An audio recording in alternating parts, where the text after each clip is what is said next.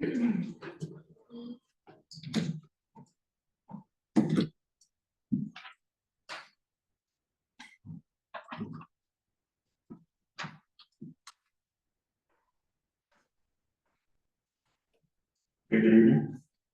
I'd like to call to order the regular February 6, 2024 council meeting. Please rise for the invocation and remain standing for the pledge of allegiance. Dear Lord, we come to you this evening asking for your guidance, wisdom, and support as we begin this council meeting. Help us to engage in meaningful discussion, allow us to grow closer as a group, and nurture the bonds of our community. I pray that you protect all of our village employees and those who protect our nation. In your heavenly name, amen. Allegiance to the flag of the United States of America, and to the republic for which it stands, one nation, under God, indivisible, with liberty and justice for all.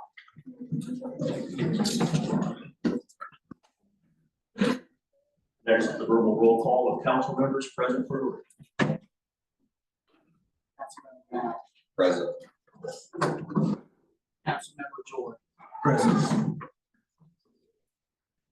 Councilmember Locke. Present. Councilmember Perkins. Present. Councilmember Sexton. Present. Vice Mayor Atkins. Present. Mayor Nickerson. Present. Next is the approval of the January 16th, 2024 regular meeting minutes. Are there any corrections or changes to these minutes? All those in favor of accepting these minutes, say aye. Aye. All opposed, say no. Approval of the January 25th, 2024 special meeting minutes. Are there any corrections or changes to these minutes? All those in favor of accepting these minutes, say aye. Aye. All those opposed, say no. Approval of the January 30th, 2024 work session meeting minutes. Are there any corrections or changes to these minutes? All those in favor, I'm sorry. I didn't see where we discussed the city versus village in here at all. Which one, the population, you mean? Yes. 5,000. I didn't see that discussion at all. So I didn't know. Should it be? We can adjust it, so so you just have to accept them as amended.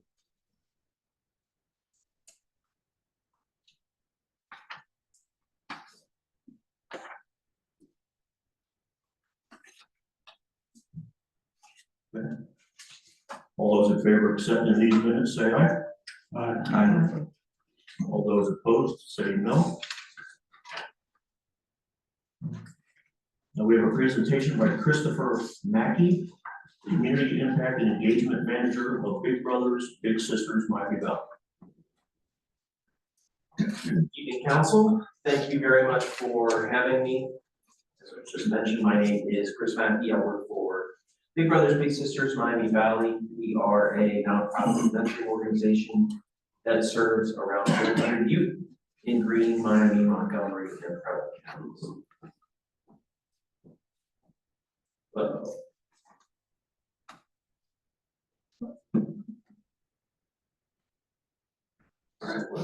Should be the bottom. It should be the bottom arrow. Try the top. Not a problem. So, Fellow host.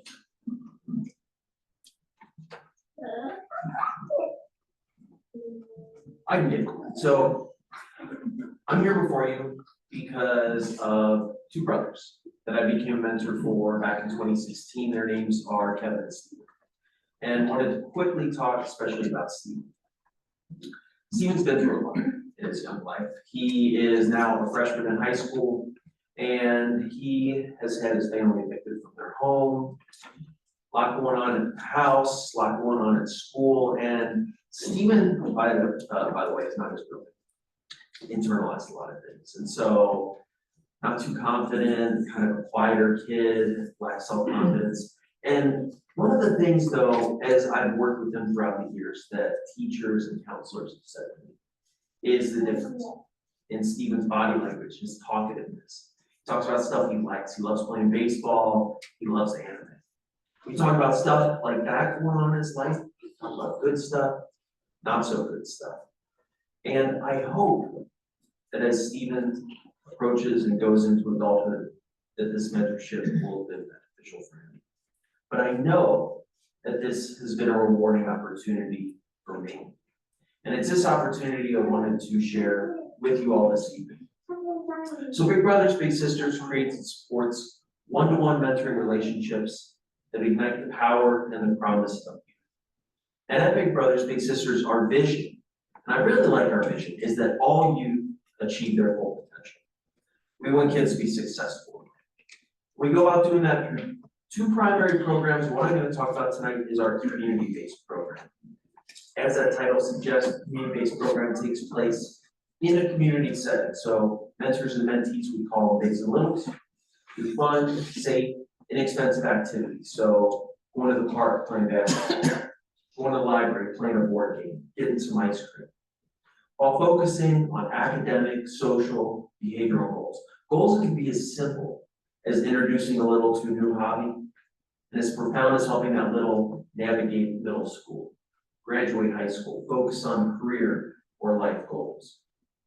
As far as who the littles in our program are, they're kids in our 4-county service area. They're kids who are 7 to 14 of age when they enter the program. They can go up to age 18 when they turn 18, they graduate the program. They're kids who want to have a mentor and whose parents or guardians want them to have a mentor. And they're kids who come from varying backgrounds and experiences. Some of the kids in our program, for example, are part of a large family. And the parents feel that having that additional positive one-to-one mentor would be beneficial for that child. And then some of the kids in our program have been through a lot in their young lives. I had some data related to kids on our wait list, but just to give you a quick overview, more than 50% of those kids on our wait list have come from households that are below the poverty level. Around 15% of these kids have or had an incarcerated parent. A lot of these kids are dealing with mental health issues. I believe it was about 15%. And about 50% said that they are dealing with and have dealt with some type of a traumatic experience in their life. And that could be anything from bullying in school to community violence, domestic violence, substance abuse in the house, other forms of mental health issues or trauma. And a lot of these kids are little brothers. We have a need always for big sisters or big brothers, but we especially have a need for big brothers. I'll get to that in just a second. So as far as what it takes to be a big in this program, bigs are first and foremost safe. Youth safety is the absolute priority of Big Brothers Big Sisters. So we do have an application process. We do multi-level background checks. We do reference checks when we go through the process of matching bigs and littles to make sure that that mentorship is going to be safe. Bigs are consistent. We ask that bigs and littles can commit to at least a year. And we ask for that commitment because it takes time to build that mentoring relationship. We also ask for that because some of the kids in our program have had adults come in and out of their lives. And so, again, having that stable, consistent, positive adult role model can be really beneficial. Bigs are trained and they're supported by Big Brothers Big Sisters staff. We have dedicated staff to help you through that application process and who check in on a regular basis to make sure that the mentorships go well, that it's safe, that it's consistent. And bigs are not saviors. We're not trying to save these kids from themselves, save these kids from their home environments. Bigs are not replacement parents or guardians. In fact, those bigs who work with parents or guardians to make sure that the mentorship is effective, those are the best matches by far. Bigs don't have to have an advanced degree in social work, to be licensed therapists. We welcome folks with that background. But bigs are members of the community who want to make a difference in the life of a young person. So I mentioned before, there is an application and enrollment process for everyone involved in our mentoring programs. Application, we do an interview, background checks for bigs, and we do some training. And then we match bigs and littles based on similar interests, similar personalities, similar geography. Bigs and littles, as I said before, do those fun, safe, inexpensive activities while focusing on goals. It is a one-to-one mentorship, and it lasts for at least 1 year. And as far as the benefits of the program, the benefits, this comes from national data, 46% of littles said that as a result of having a big, they avoided using drugs. 90% said that they got better grades in school. And 86% said that they had reduced depressive symptoms as the result of having a big. And especially in light of the pandemic and a lot of mental health issues that kids are going through right now, having that additional person in their corner is extremely beneficial. As a big brother, as a former mentor, I can speak to the fact that being a big brother's, big sister's mentor is a rewarding opportunity for the mentor as well. It's a great way to get involved with the community, make a difference in the life of the young. So right now we have 35 kids on our wait list through our 4-county service area. That includes 2 young men in this community. Both are aged 11, and they're interested in meeting with the big brother to play basketball, play football, get some pizza, go fishing. And so I asked that everyone in this room who's interested and who has the time to be a mentor. It takes about an hour a week, 2 hours twice a month to be a mentor. Please consider becoming a mentor for a young person in our community. And if you don't have the time or the interest, that's okay. If you can share this with friends, family, coworkers, community members, anybody who might be a good fit as a mentor for a young person in our community, I would really appreciate it. I have flyers over here, I have business cards, and you're welcome to reach out to me after this meeting if you have further questions. The last I can say is that kids in our community have a lot of potential. They have the potential to be successful in life. That big brothers, big sisters, we defend that potential. Thank you very much. I'd be happy to answer any questions that you have. How long is your training for the mentors? So it's online training, and the basic training is an hour and a half. And then we do supplementary training as well that is kind of done on an ongoing basis, as well as optional training if people want more information about how to be a mentor. Where do you have the training at? The training is done online through an online platform that we have, but if somebody is interested in doing in-person training, we can do that in-person training at our office or at another location that would be convenient for potential mentor. Okay. And then you just meet up with, after you pair up, you just meet up with Yes, so once we have had, and we have potential bit littles, we have potential bigs that go through that application process. Once that's done, we have a Big Brother Big Sister staff member who does an initial match meeting. And then after that, the big and the little meet on a continuous basis. The big will usually pick up the little from the little's home, drop them off again, be in coordination with the parent or guardian about where they're going, what they're doing, but they'll do those fun, safe, inexpensive activities in the community for a couple hours a month, and in the meantime, build that mentorship.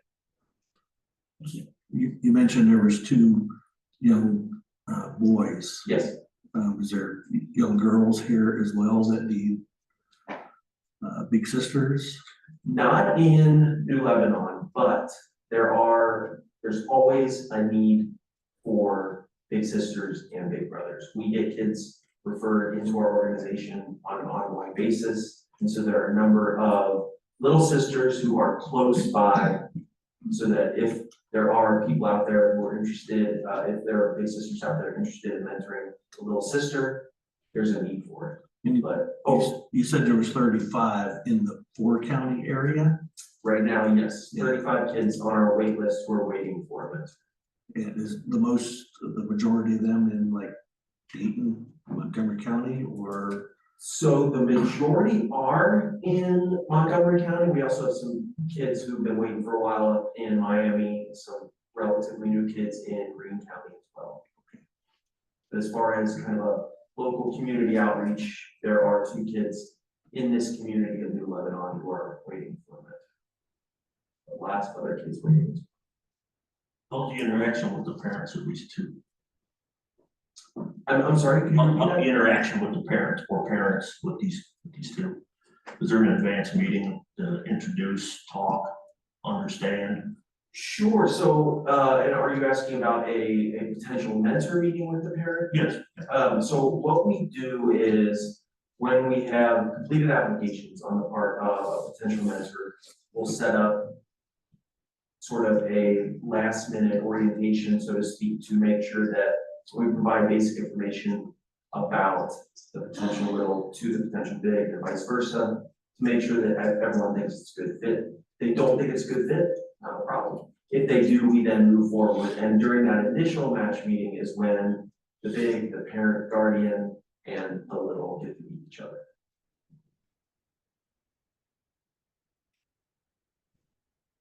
Any other questions?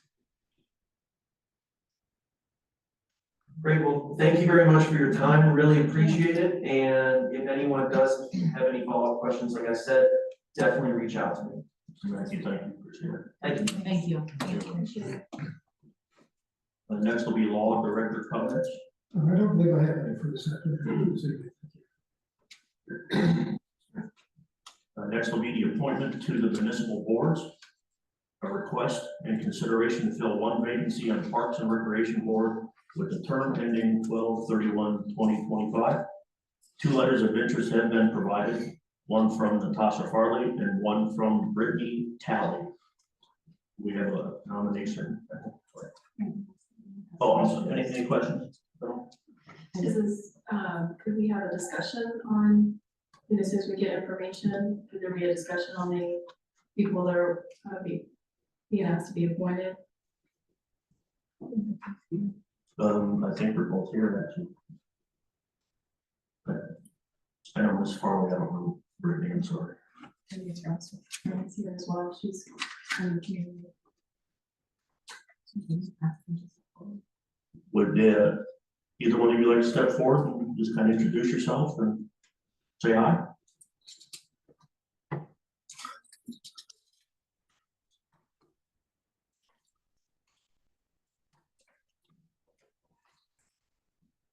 What is the first, I'm sorry. Park board. Park board. Okay, my name is Natasha Farley, and I sent in a letter of interest for the park board. I lived in this community 7 years. I was on the charter review board. I have several ideas that I think could be of interest to the park board. My husband also has some ideas that I would like to add as well. That's pretty much all I have, and I appreciate your consideration. Thank you.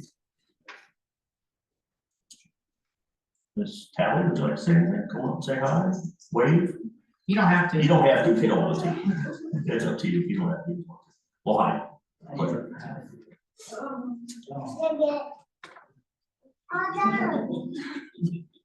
Hello, I'm Brittany Talley. I showed interest in this because I do a lot in community anyways. I'm with the play, the chamber, for the school. I lived in Lebanon all my life. I don't want to have the other thing that help, so why not? Thank you. Thank you.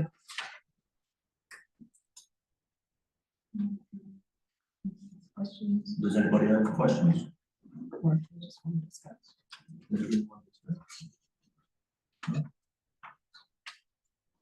Okay, well, do we have a nomination and a second? I nominate Brittany Talley. Second.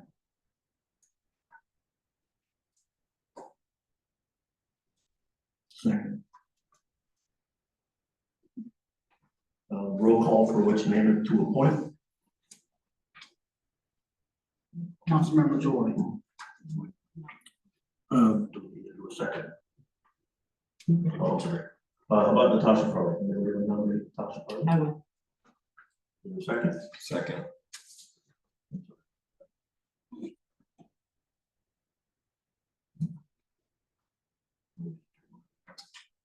You could have them just give the name. They can just say which name, since we don't have to. We'll just do that. Just identify a name. Go down that list, the roll call list. Say it again. Just look as we go down the roll call list, Yeah, we'll just, who the council members will Yes. put in names. yeah, okay. Councilmember Joy, Brittany Tully, please. Councilmember Law, Brittany Talley, Councilmember Perkins, Brittany Tully.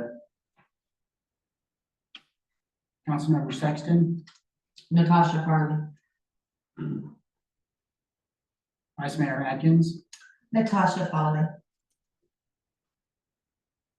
Mayor Nicholson, Natasha Farley, Councilmember Back. Natasha Farley. Counts 4 for Farley, 3 for Talley. Goes to Farley. next one, request in consideration to fill one vacancy on Board of Tax Appeals with the term ending 12/31/2026. One letter of interest has been provided by Natasha Farley.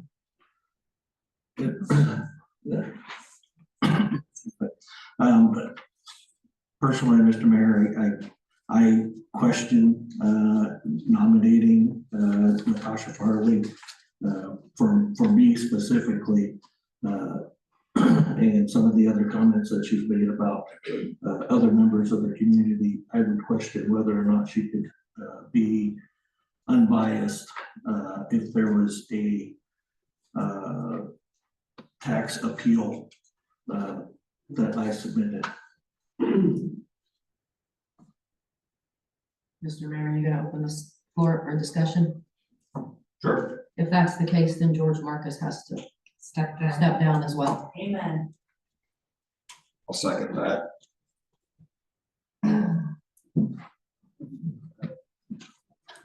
Before voice her opinion, that's what you think should happen. This is not.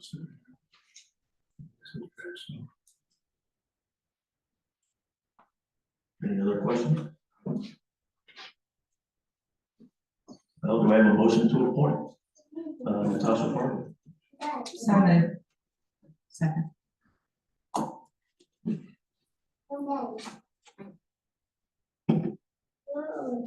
Councilmember Law, no, Councilmember Perkins,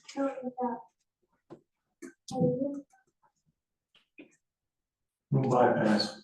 You can't, Well, because you don't have any, there's no reason for you to bypass. You have to vote yes or no. no. Councilmember Sexton, Yes. Vice Mayor Atkins, Yes. Mayor Nicholson, Yes. Councilmember Back, Yes. Councilmember Joy. No. Count 4 yes, 3 no. Carries. The last one is a mayoral appointment to fill one vacancy on the Personnel Appeals Board with a term ending 12/31/2026. Two letters of interest have been provided, one from Natasha Farley and one from Douglas Thompson. Anybody have any comments about that? I would like to nominate Natasha Farley. That's not, Is this that- is a mayor appointment only. Yeah, Gotcha. just me. Okay. But again, I put forward the same thing, same concerns, based on the comments that she's made to or about several members or several employees that work here, whether or not she could remain unbiased or unprejudiced if there was a personnel issue here. Anybody else have anything? Yeah, I got a quick question. Since we had them come up and speak for the consideration, Is Mr. Thompson here? He's not, He's not. Okay, no, he provided his resume I know, and his letter of interest. I know. They did before too. I was just figuring, Yeah. give him a chance to speak, just like before. I got one thing I'd like to say before I decide here, I guess. I don't know Mr. Thompson personally. I know of him. I know his son very well, but I don't know him. And he can walk right past me and I wouldn't know who he was. But I've been coming here mostly since 2018. I don't think I've ever seen him in a meeting partaking in anything. And it's kind of an issue, just all of a sudden he pop up and want to do something. He's got a great resume. I've seen it, I read through it, very experienced. But I just kind of have my reservations that all of a sudden he shows up and he's wanting to do something. Whereas Ms. Farley has been here, she's voiced concerns about a lot of things. It's mostly positive, maybe a couple negative. But I think she's here with the understanding that she wants to take care of this community just like the rest of us do. And I'm willing to give her that chance. So based on the interest and qualifications, Mayor David Dickerson appointed Natasha Farley as a personnel. Can I add something there? Sure. Doug was on council in 2018 and through 2021. I never seen him.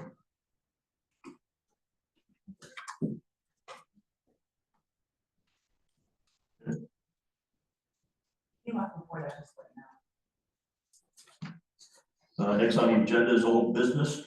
Does anyone on council have any old business? I have some things I'd like to bring up. At some of the last council meetings, there's been several things that have been stated, several things that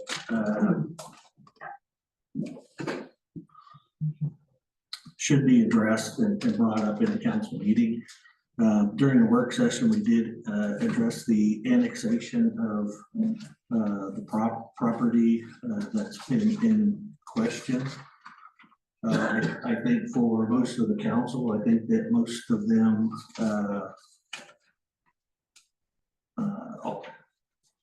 it was sufficiently addressed. I think for the public though, I think that it should be something that we should be addressing here. This was not any issue of an eminent domain. The owner of the property approached the municipality to annex it based on a developer wanting to purchase it contingent upon the annexation. As council, it is up to us to look out for the best interest of the community, and the annexation is in our best interest. And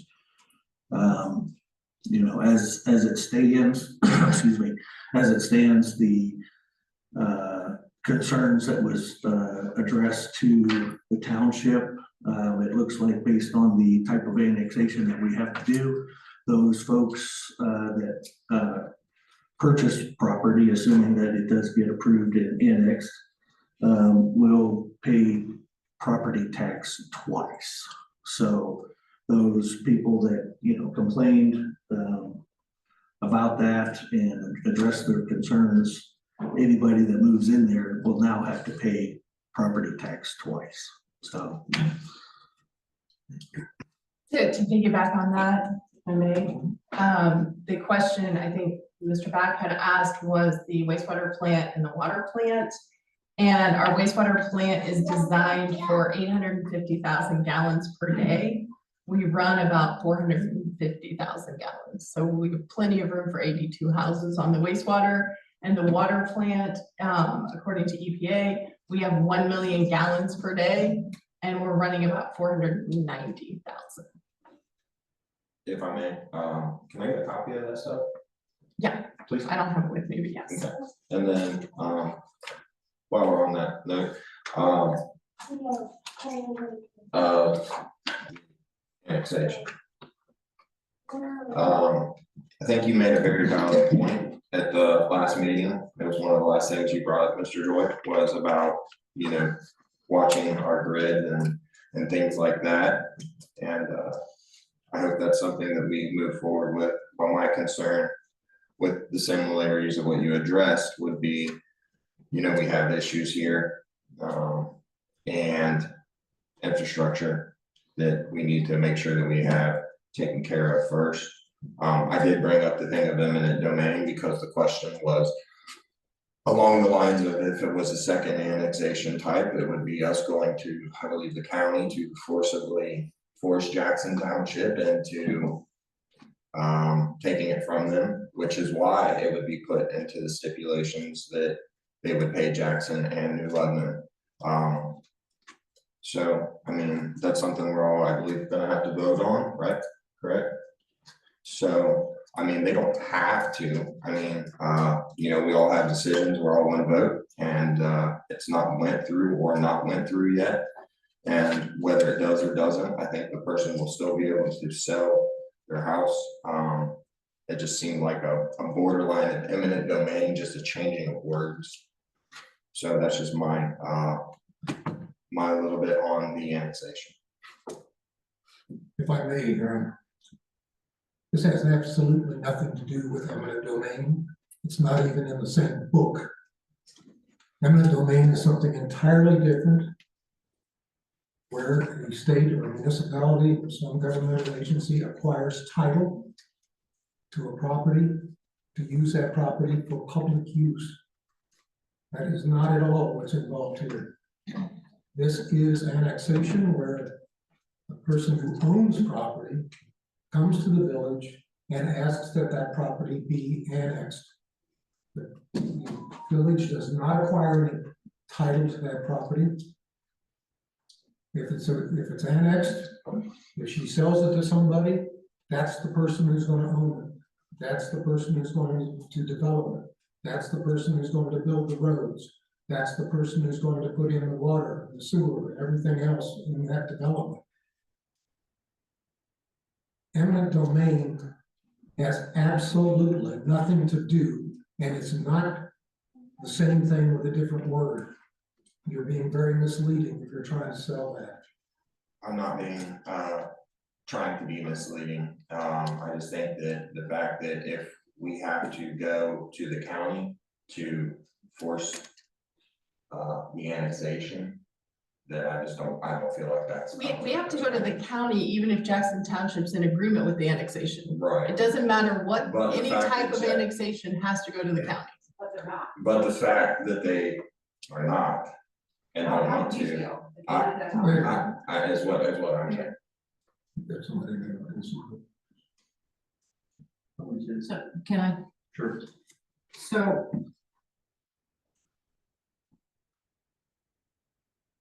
Can I have you answer this question, because you didn't answer it at the work session, when I asked about if we automatically become a city after over 5,000?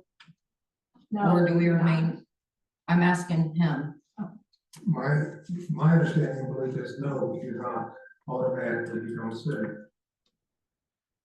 Is that your belief, or do you know that to be factual? That is what I understand. Because and it has nothing to do with council. It does not go to council. All she has to do is sign the census and it becomes a city. Council has nothing to do with this. But we have to petition it through the census. Correct, but we don't get to vote on it. I'm not gonna do that It's without you solely, all it's deciding solely that. up to, it's solely up to one person, one individual, and I'm not comfortable with that. And I got another question. I asked for the pros and the cons. This is my third time now asking about the annexation. What is the pros and what is the cons? Because right now I'm in between. I don't even know which way to lean because I'd like to see it on facts and I'm still waiting on that from you. I thought we went over that at the work session. I have not pros put would any- be the income tax increase to us. Do you want them in writing? Is Yes. that- Oh, okay, okay, Thank you. okay. Can you give me a time frame when that'll be done? I can email that to you maybe tomorrow. Okay, I will look forward to it. Thank you. Anybody else? I do have a comment about this as well. I did some research on my own this weekend. I drove through our community and I looked at the roads, I looked at the alleys, I looked at all kinds of stuff. And our community needs a lot of work with the infrastructure. I counted 4 water main breaks, whether it's water issues, freezing, cold, I understand that. But we do have some issues in our communities that we need to fix and work on first. I have over 400 pictures that I've taken and printed. And I'll share with council if they like, or city manager or the attorney. I think trying to absorb another 82 houses or 83 houses, whatever it is, and then become an HOA, I think what's gonna happen is you're gonna see our service department spending a lot of time over there doing stuff because they're gonna be complaining about things a lot more than maybe what our citizens do. Now, we're all gonna be one community, but I think what we need to do is we need to take care of our community first. Something as easy as fixing a street sign, fixing a stop sign, putting new street signs up so our new firefighters that come working in this town know how to get to Sawmill or know how to get to Gloria, because the signs are so decrepit and can't see them. That's an issue. I think that's an issue. And then the roads are just a mess. I know we got, levies and grants and this and that to fix roads. But my goodness, some of these that I've drove down and walked down, it looks like a minefield. And the roads are in terrible condition. So I think what we need to do is we need to take care of our community before absorbing another community or another area for the development. Let's give it a little bit and see. Let's take care of what we need to take care of in our town first. The current issues, okay? So, Mr. Mayor, if I may. So, based on what you just said, the infrastructure that would go in for that new annexation would be brand new. The roads would be new, the water mains would be new, the sewers would be new, the storm drains would be brand new. So having problems out there should be less. I mean, obviously would be less. So what you're basically saying is we hear it all the time about we want residents, we want homeowners to come into the community, we want businesses to come into the community. When we have an opportunity for housing to be built and people to be moving into the community, we're saying, no, we don't want that because of whatever reason that you want to put out there. The same for businesses. People want to say, we need businesses to come in. Well, those businesses need people, right? They need homeowners. They need people to frequent their businesses. And it's kind of a two-edged sword because once a business comes in, everybody complains about the type of business that comes in, and it's like a no-win situation. And personally, I question at this point why anybody would want to come into this community, why any business would want to relocate here because of all the negative comments that are being made. I mean, as far as I'm concerned, and if there's people that want to live here and there's businesses want to come in, I'm hoping that we're going to be friendly to those people and we're going to be friendly to those businesses that want to come in.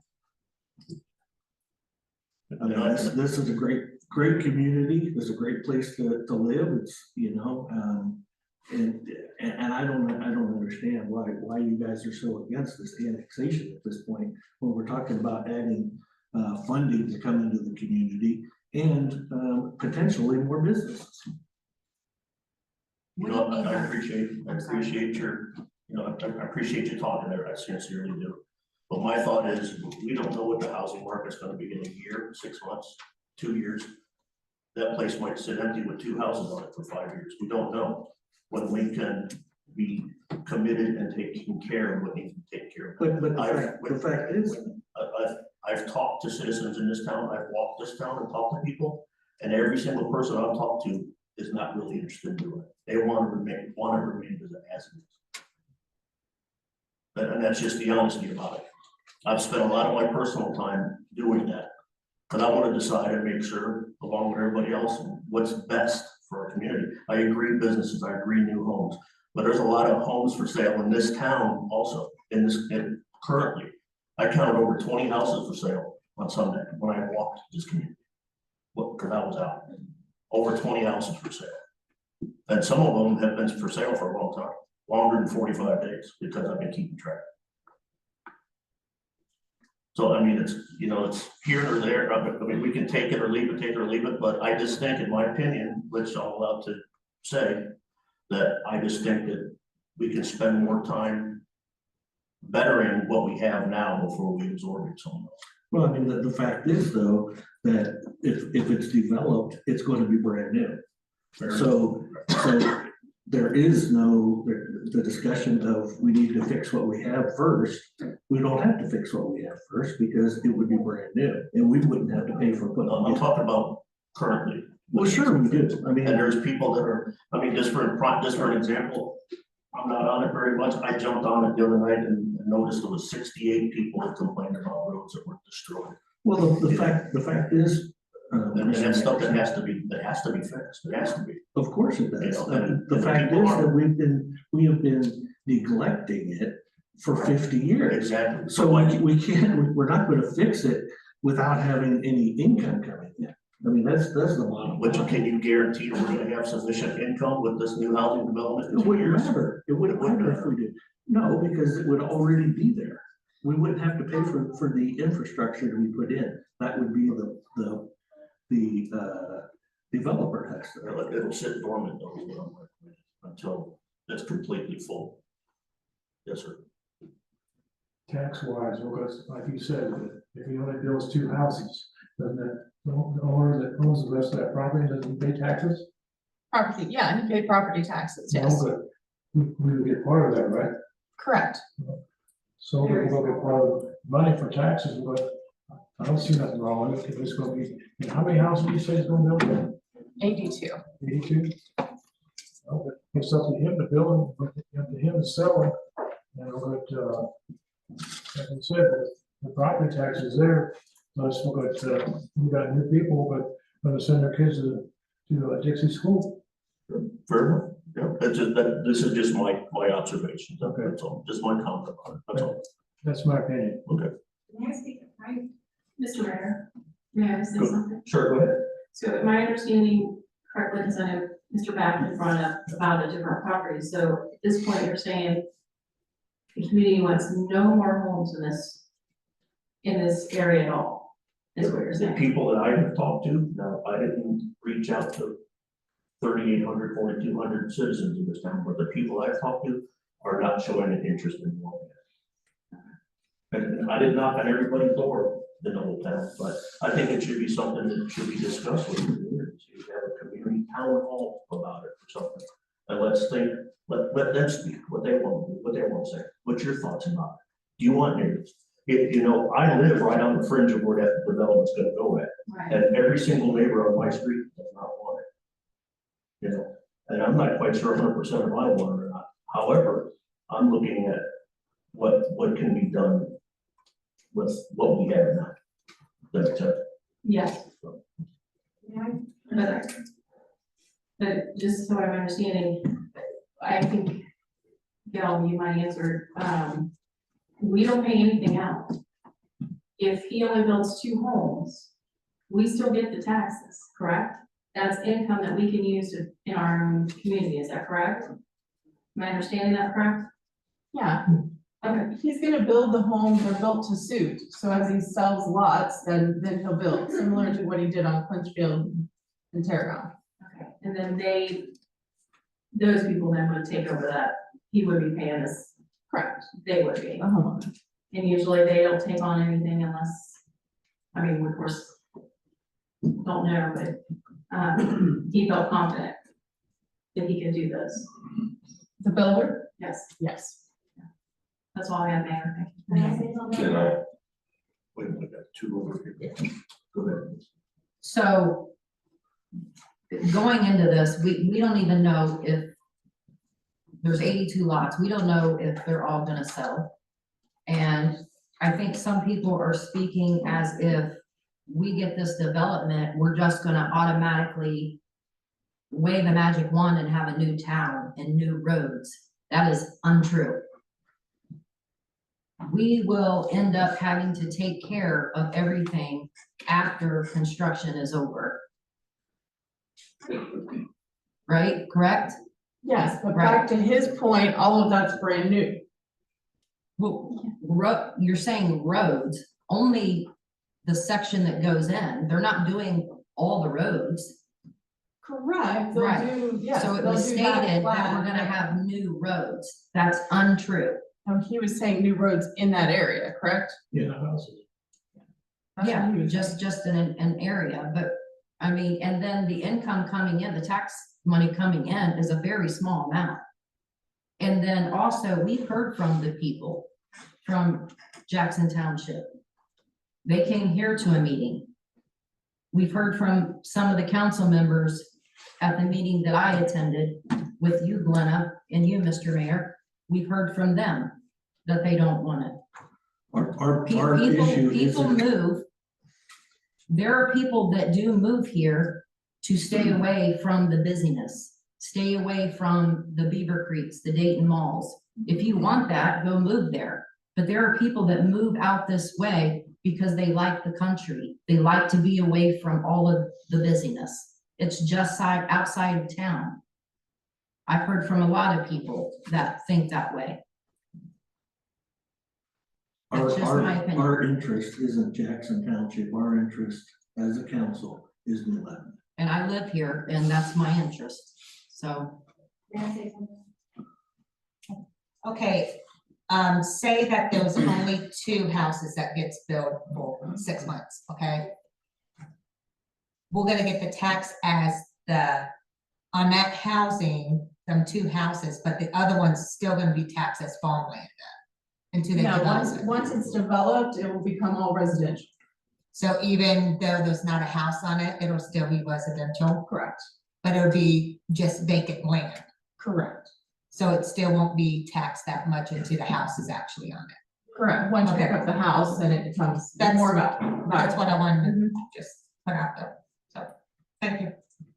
And then, just following up, on this whole statement, when I first brought up the whole eminent domain, it was in question of, and I stated that I thought it sounded similar, not that I said that it was.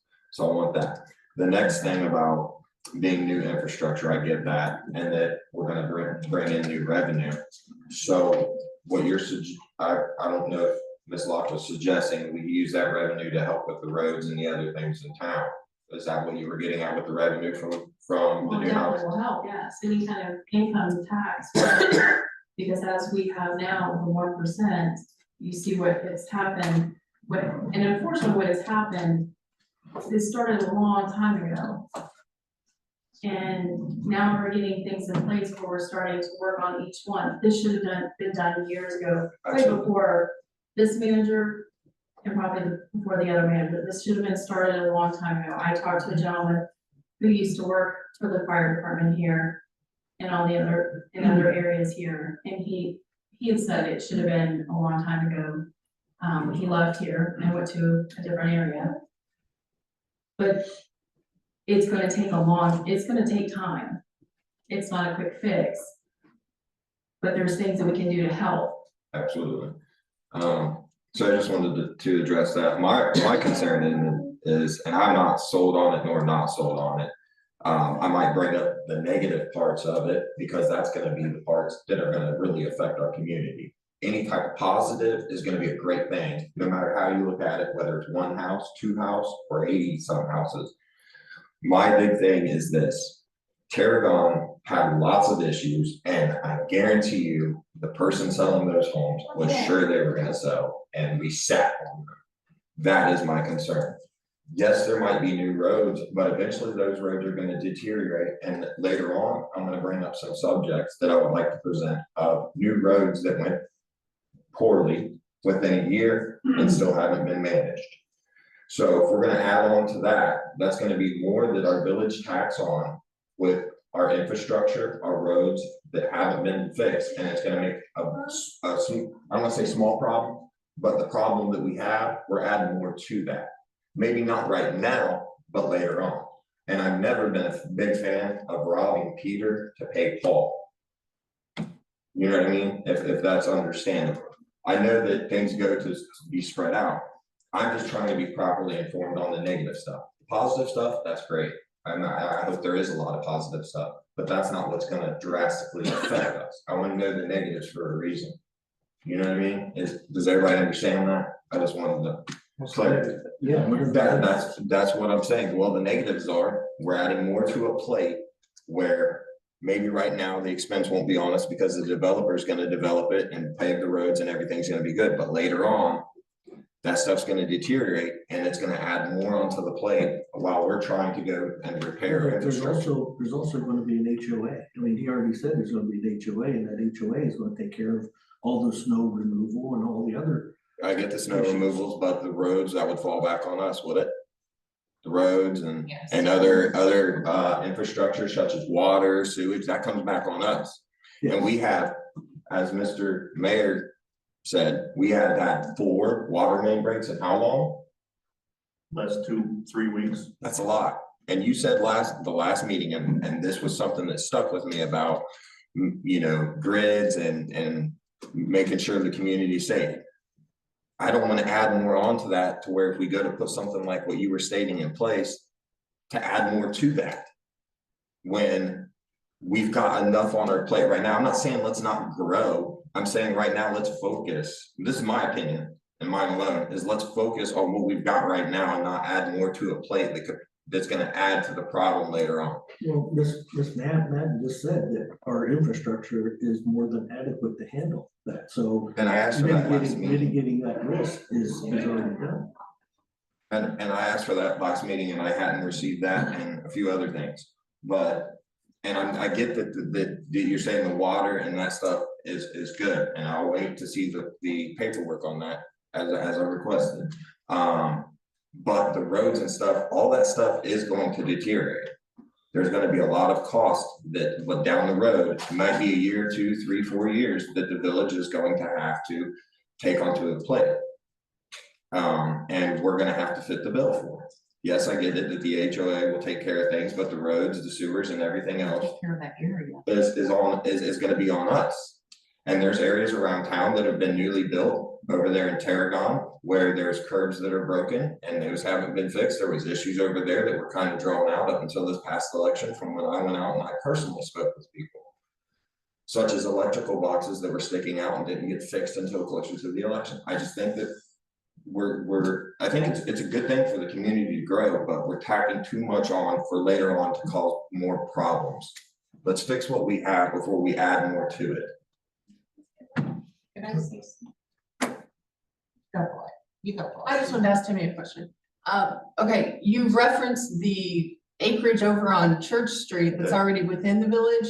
I did. So you're okay with developing that, you're just not okay with annexing something for development? No, I was using that in reference of that we had land that was already suited for, you know, had sewage and stuff ran through it, using that as a reference and questioning why we didn't try to sell that beforehand is what I brought up. I'm not saying that we should have done that, I'm just bringing it in reference of why do we have this land that we haven't messed with when it's already got pre-stuff fabricated on it?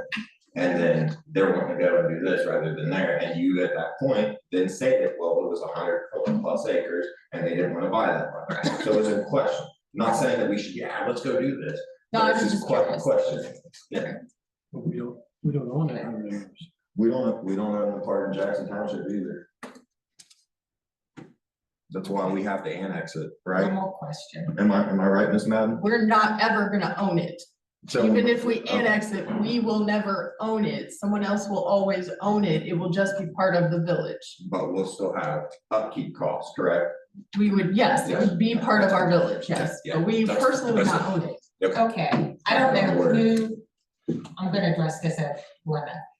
Gail did make a comment at the workshop about the grid. And he was worried that when the light flickers, he worries about the grid going down. Okay? have you guys checked to see if we could even handle more houses on our grid that we currently have right now? That's the electric grid, correct? Yes. That's not really us, that's on the electric But when you company. keep on adding to it, I would assume they can do that, I would assume the developer is gonna look into that, that's not something that we have any control over. Anybody else? Anything else? Just wanna stay the same, because you're gonna get no progress. You ain't gonna get, and you said on your neighborhood, what's the reason why those people don't want new houses? It was a question that I asked. What do you think about the new development going behind us? I don't like it. And I didn't get into, that's their business though, it's their property, it's what they decide, so. And they're citizens of this community, And and they're citizens of this community, so. That's not for me to decide, well, yeah, we're gonna do it anyway. That's none of your concern, you know. It's it was a simple question. Actually, I had several of them approach me and ask me about it. It's just something that happens. So can I just take kind of a straw poll and see, is everyone against the annexation? Cause that, then Are we gonna vote just on it? let the developer know that you guys are all against it. I think Nicole asked for pros and cons before she makes a decision. And then I asked for the paperwork. Yeah. I mean, I'm not never, yes, I just wanna be Yeah, I think properly it's- informed on it, it's a big decision, regardless of anything. Anybody have anything else? For old business, I got some more old business. For old business, So do I, but nothing on the end. I'm done with annexing. okay. So we do have some more old business? Yeah. I do, but wait, Who wants to skip start? Glenna, did you get the, when I questioned about how many times Scott has took the water test, or if he has took It it? is not taken. He has not.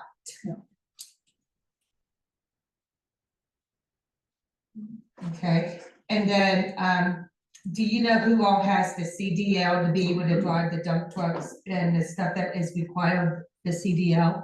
I don't have that offhand, like, Okay, which employees I can can you email get you that that. back with me? I can email that to you. A date Tomorrow or by the end of the week. by Friday? Yeah. Okay. And can you let me know at that same time, the ones that were supposed to have it within the year's time, did they get it? The ones No, that, we don't have anyone that was supposed to get it within the year's time. okay. That answers that. Thank you.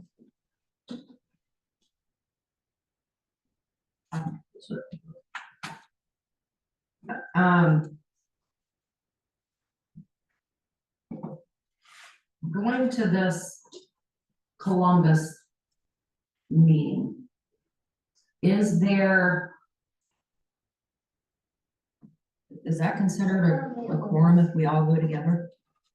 Or is there exemption of, because, I would suggest you not ride together. If you're all there at the training and then you don't talk any business, I would sit separate from each other and not ride together. When you have 4 of you in a car, then in theory, you've got a quorum well, we did the walkthrough with 3 of us, with, 3 of us. there was 4 of us. I don't Well, count. Okay, so that's okay to do 3? Yes, So 3 could be together, but not 4. you have 4 Okay. council members, it's a quorum. So basically, if Melissa or I went to ride together, we could, Yes, okay, As long as it's not. as long as it's not. Correct. So we can all go to this meeting, just not ride together. correct. And not all 4 of us sitting together. Am I correct, Tom? Yes. What? You don't want to sit with us anyways, that's fine. Okay. That's what I call it. The website, when is that going to be updated? I have no idea. I'll be honest, that's way down on my list. The website? Who takes care of the website? Myself and Star. Well, I thought I was done that.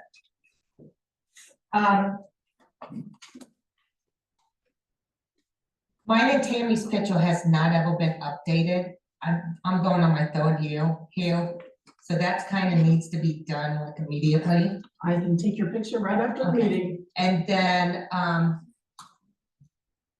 the other thing, the website states 2 different times, 2 different dates for the electric meeting.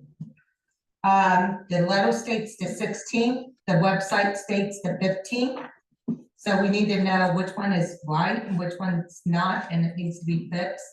So the citizens in our community knows which one, so they're not coming here on the 15th or coming on the 16th because there's 2 different time frames. I will check that. And could we get the agenda posted sooner than it was updated yesterday around 3:26? I've had a lot of, even my neighbor, sometimes she doesn't want to watch it if it's nothing on it, but she likes to plan ahead of time. And so if we could get the agenda posted on the website when we get our agenda, so it gives the people in the community the same time frame. The problem is I can't guarantee when you guys get your agenda. You get your stuff either Saturday or Sunday sometimes. I mean, it's supposed to be Friday or Saturday usually. Okay, I mean, I do take off on the weekends as much as I can, so I mean, that's why it doesn't get posted usually till Monday. And usually it's posted Monday morning. But Maybe it's something you can hand off to Smart. no, she doesn't work the weekends either. So I mean, she's usually the one that posts it do it on Monday Friday. morning, but we don't like to post it until you guys get your stuff in case there's any corrections. So that's why it doesn't get posted till Monday. Yeah, I would, Monday morning, you know, some things I'm sure happened, she didn't get, I don't know what the reason was for this past one, but I personally, so this, you know, I know officers get busy, so sometimes it's not till the next day we get one. Like to be able to read it there, that way there is corrections. Or somebody's not contacting us and we're like, what are you talking about? I think as council, we should have it prior than before it's posted.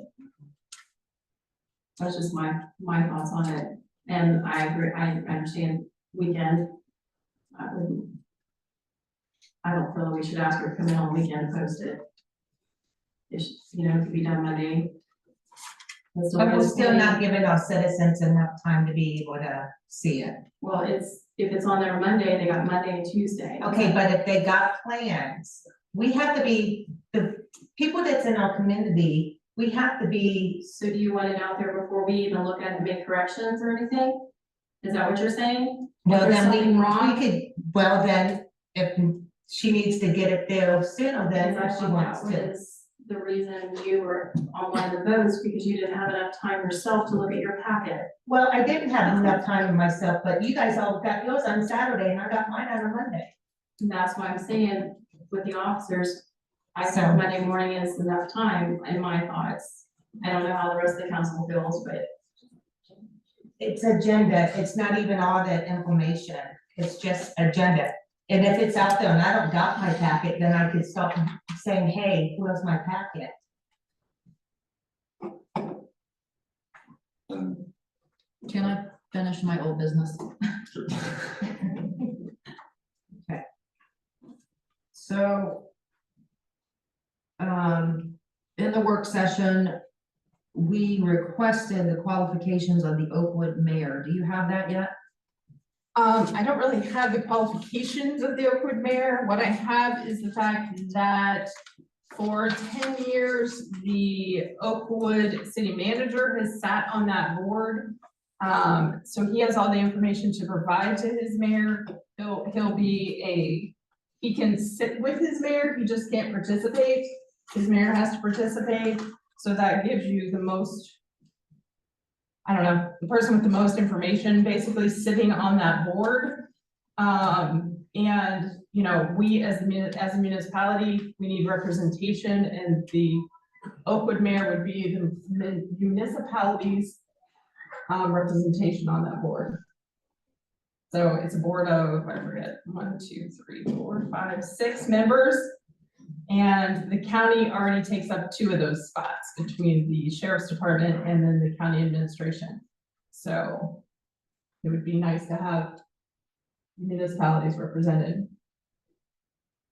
And the reason it's going so quickly is because the existing 911 plan expires on April 2nd. And so they have to hurry up and come up with a new plan because it has to be filed to the state. And my understanding is the board is planning on meeting either next week or the week after. So they're trying to get the seated board out there. So rather than not have municipalities represented at all, it's kind of important that we have representation. Okay. The lights on Access Road, would that be old business? That's old business, yeah. Okay. And we're working on that. We had a electric company out, they basically said, we're not touching this with anything. The problem's finding where the short is. So we're gonna have to call a larger electric company, probably Chapel, someone larger to come out there. Okay, when can that take place? I spoke with the director of Cass Center, Bill. He said he hasn't heard back from you in quite some time, on an answer of when that's getting fixed. So when can we call someone out to get the lights? We're gonna work on getting Chapel out there between now and next week. It's gonna be their schedule. Thank you.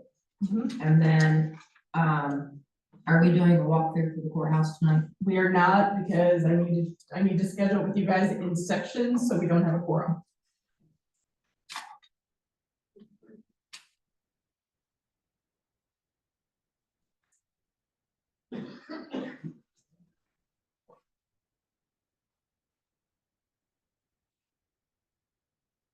Okay, when can we schedule to have that? I was Can we start this planning on week? sending out an email. Yeah, I was gonna send out an email yesterday.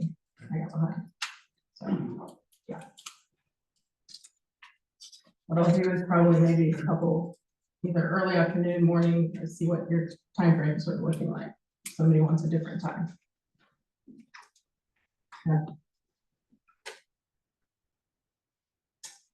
That's all I have for old business. Yeah. Mr. Back in the office, in the audience. He had a disagreement with the composition of new salt water. And has that been, looked into? It's a galvanized steel barn that will have concrete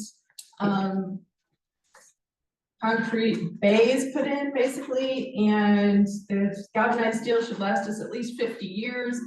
We don't get a ton of salt. Well, we get a ton, I should say, but we don't have thousands and thousands of tons of salt. This is kind of what we're talking about. So that's gonna be used for salt? It'll be used for salt, it'll be used for aggregate, and it may be used for mulch. There's 3 bays. Okay. Has anybody been able to look into lots of junk cars? So where have you seen that? All over the village, Pardon me? the junk cars, is it down the village or? They belong to us. We're gonna, get them out? They're the ones that we purchased or we've got free Okay. from the DOD, and those will be sold. He was specifying junk cars. You gotta lean up because they can't hear you. He was specifying junk cars, it's just. Yes, he said junk cars. They're not junk cars. They're cars we've gotten for free that are parked down there. I don't know, but it's just not that still, those doors. That's just an example. But it's still, that's not feasible for the trucks and everything. The truck's not going in it.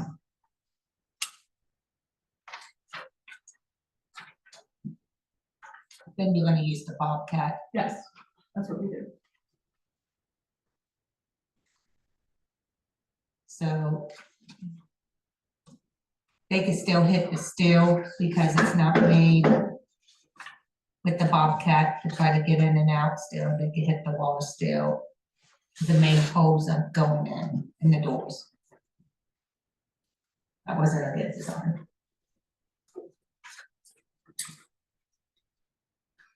You know, all the drivers have CDLs, or just the ones that drive the big trucks. Not all of them, some do, some don't. Some do, some don't.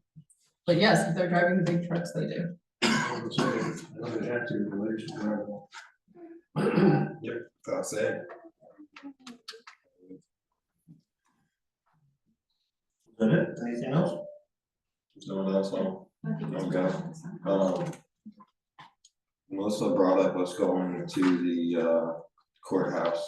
I would like to walk through that, and I was wondering what's going on with that. Where are we at? We still have to vote on that, correct? We're still working on that, yeah. Okay, and then you said, your, quote me if I'm wrong, our plans is to put maybe a BMV, community center, and move Police station. the police station. Mhm. Am I able to, Mr. Mayor, can I open the floor for discussion, if that's possible for that? Sure. Okay. So, and you said you had, I believe at one point you said you had roughly 500,000 set aside for that, I believe, yes. and that was from funds from the municipal building? Like, Municipal building? yeah, where was the 500,000 funds coming from? We had some of it's, From the courthouse, my bad. yeah, some of it's from the courthouse and some of it's, And then capital money And that then we put hundred in. fifty, I think you said, if I'm wrong, please quote me, I think you said 150,000 from the general fund, which would have been roughly 650, correct? Yes, we did budget 650 in the last budget, So or something I would like to bring to discussion is moving the police station over. I think that should be voted on by the people. I would like to know who decided that we should move the police station, or was talking about that, because that should be something that's voted on by the people, as such was our fire department. And as such was our municipal building, correct? Those No. weren't voted on by the people? no. Okay, well, they should be voted on by the people. If the So you people- wanna put it on the ballot? I think that if people want a bigger police station, then yes, I think that should be something that people have a say so in. And so we have a police station moving over there, a DMV possibly, and a community center. Do you know roughly by this time where we're at, roughly the amount of upkeep costs that we would be spending monthly, yearly? I don't have that all in front of me. Okay, curious, did you reach out to the YMCA and maybe see if they might be interested in? We had reached out to the YMCA before and they wanted $80,000 just to do a study to see. So no, we did not reach out to them again. Cause I know in some communities, I think they like maybe Keeper Heights, leasing it out like 99-year lease for like, I don't know, like $1 or something, I don't know the exact general amount, but and then they take over the property, they would take over everything to where we're not gonna have upkeep costs. Because I think that's another thing that we're gonna dump money into. I'd like to see the community get a community center, but I just think we're gonna have a lot more money costs going into that for upkeep and stuff. I mean, we're already allocating. Let me see what else we can do with Yeah, the I mean, building. Yeah, I'd like to see the paperwork on that, and I would definitely like a walk there.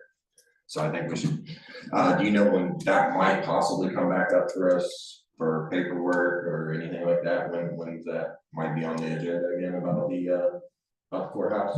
I don't know, I'll have to see what I can find out. All right, let me know as soon as possible, you know. Okay. I know everybody's asking deadlines, so I might as well continue with it. You know, the deadline, you might be able to get that to me by. No, I don't. Okay, that's fine, that's fine. Yeah. And that would be it for me on that. How many? Does everybody wanna see the courthouse? I will reach out to all of you and if you wanna see it, I'll have certain Can we do a dates and small times. vote? Everybody might not even want to see. That's fine, you just respond to the email. If you wanna see it, if you don't, then I assume you don't. Instead of dragging it out day by day, you know what I mean? Right, If what I'll there's do only is a I'll send couple out of an us. email that says, I'm available this day and this day to show the courthouse. Gotcha. If you're interested in going this day, let me know. If you're interested in going this day, let me know. Yes, there's also, going off what Mr. Mack said, but there was also, am I correct, fitness center and some other things also going into that building as well. That's what we're looking into. Correct, okay, I just want to make sure. Yeah, that would be the community, like part of the community center. That was separate. from I thought the that was all within the workout and fitness, because the YMCA would cover all Well, that. yes, but there's And we wouldn't be different, liable and have to get insurance and, you know what I'm saying, you see how that cost adds up? You know, and then let alone the amount, the cost to maintain that building as it's been vacant, you know, I'm just trying to think of saving money, and if we can. Maybe the YMCA, community gets their workout, swimming pool, whatever, you know, and we don't have to pay money to maintain it, they, you know, mowing. The blacktop, I mean, that's a big parking lot, that's, you're talking big money on the blacktop and that, and they might take it, then the community gets it, we could generate jobs, revenue. well, that's the thing, if the B&B comes in there, that is, We've got plenty of places where we could put a B&B if we didn't put it there, I mean, there's, well, a but I'm place saying like there's also people grocery that line. asking for stuff for the kids to do. YMCA would be awesome. I know a lot of people- YMCA would cost us a lot more money Yes. It's individually, looked at. than would us owning a community. So what if somebody gets hurt and we have to have insurance for We that? already have insurance. And then on top of that, the upkeep cost of the building and many other things, and there's some other issues that I would, you know, like to know, like, I think that at one point in time, they were having to go and recharge the fire systems, I think, over there or something, I don't know, there was something, but there's just a lot of upkeep to that, and I just, if we could get something like that to come into the community and take that over, that would be less expenses that we are spending out, and it does the same thing. So I just have a question.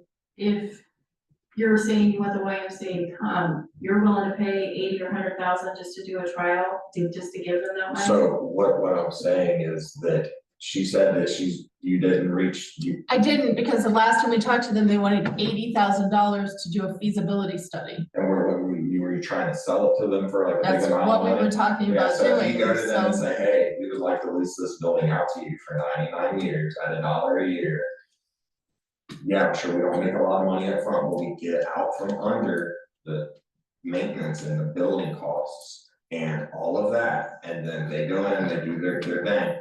$80 to $100,000, yes, that's a lot, but what do you think that building's gonna upkeep cost us over the years? You think $80 to $100,000 is a lot? Go pay that parking lot a couple times and see where you're at. That's not even the roof of that building. We don't know, that building is set basically abandoned for how long have they been out? You could be talking repairs, so I understand where they're coming from, but I think that would be something positive in a YMCA. Yes, you would have to pay for it, but that generates revenue.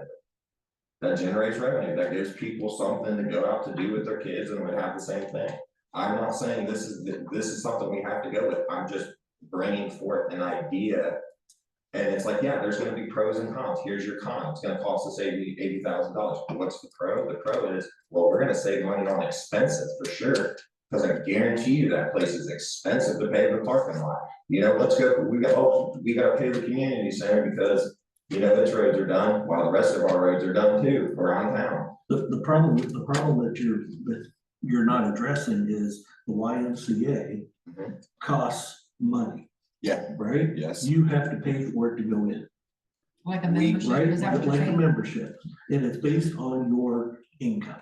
And the fact is that most of the people that's gonna wanna go over there is not gonna wanna spend $400, $500, $600 a year for something that they may not ever use. Well, they Yeah. don't have issues with that in any other community that has a YMCA, and if But they we do don't the have a community center at all. I agree with that, but you guarantee me in writing that the money that we would spend on a YMCA would be less than the overall upkeep and management of that, of what we would have to do before we handed the property over to them at that point, which then they would be in charge of maintaining the grass, the mowing, the building maintenance, the roofing, all that stuff. You know how much a roof costs on one of those things? So let's put it the other way. Can you tell me how much it will cost? I can tell you this, that the amount that it would cost to blacktop that and roof that building would be severely expensive. And that not only does that take away from the community, but we'd be then allocating money for that stuff rather than roads, where the YMCA would take that over And yes, we would have to pay, but there's tons of other communities where it's working. I'm not saying this is an answer, I'm saying this is an idea. This is just an idea. If you have a better idea, Mr. Joy, I invite you to bring it forth, please. My idea was that we open up a community center. And the YMCA is the same thing. Okay, Is so, that for is- free? yeah, that's what I was gonna ask, so it's not gonna cost our residents at all to go to this? I It's thought gonna have Glenna to. said we was gonna It's a cost. service that we're providing. It's gonna be no difference if they base it on income, because I know the YMCA does a lot of low income, and a lot of people do not making hundreds and $200,000 salaries. Some of them's making 20 to 30,000 that's gonna want to go there. So they got special assistance for people that has low income, so it's not gonna be as expensive as $500 or $600 a year. So, are we gonna be doing ours then for like $100 a year for our residents? I don't. You get what I'm saying? So the prices has not even been discussed, so it doesn't matter, we can't really, that can't be a pros and a con until we know what the price is on both sides. And that's what I was saying, is it's just an idea for something to look at. Because I mean, you gotta think, we're not just putting the community center in there, there's, but probably a good part of it for the police department, is gonna go to that. And then we're also taking the 500,000 to redo that building. And then we're taking 150,000 out of our general fund, I believe is what Ms. Glenna stated. So when you take that, you're talking 650,000. When you start asking me if I wanna pay $80,000 to have them look at it, that would be, okay, we're about to dump 650,000 and we're taking money from our general fund to add to it. That we don't have. That we don't have, our roads are sitting Cumberland, but we'll allocate 500,000 and take 150 from our general fund. That's all I have to say on it. Can you guarantee they're gonna buy it? I can't guarantee anything. Nobody up here can guarantee, and I'm not saying this is the must, I'm saying this is an idea. I'm bringing a fresh idea to the table to look at, to consider. If anybody has something else that they want, granted, you can't guarantee anything. Just like the housing in this new development, you can't guarantee me that every single one of those houses are gonna sell and we're not gonna sit on it. You know what I mean? It's a risk. Life is a risk. We take big risks, and that's why I think it's important to talk about pros and cons. And before anything, I was just throwing the idea up, and I asked for a follow-up on what's going on with that. And that's why I want to walk through the building so I can see what we have there and understand it a little bit better. But throwing out an idea is never a bad thing. It's never a bad thing. That's just my opinion. That's all I have on that. Good. Yes. On the community center, one thing I would like to stress is the fact the community has always stated about helping within the community. That is what I've heard a lot about. You have to drive to go to anywhere now. You have to do a community event, you go to Brookville. Most of the time you go out of this town to do those things. It'd be nice to be able to offer something for the town, this community, to have something for their kids to go to hang out, or if they wanna have a party for something, they don't have to go out in Lebanon to have it. That is something to think about.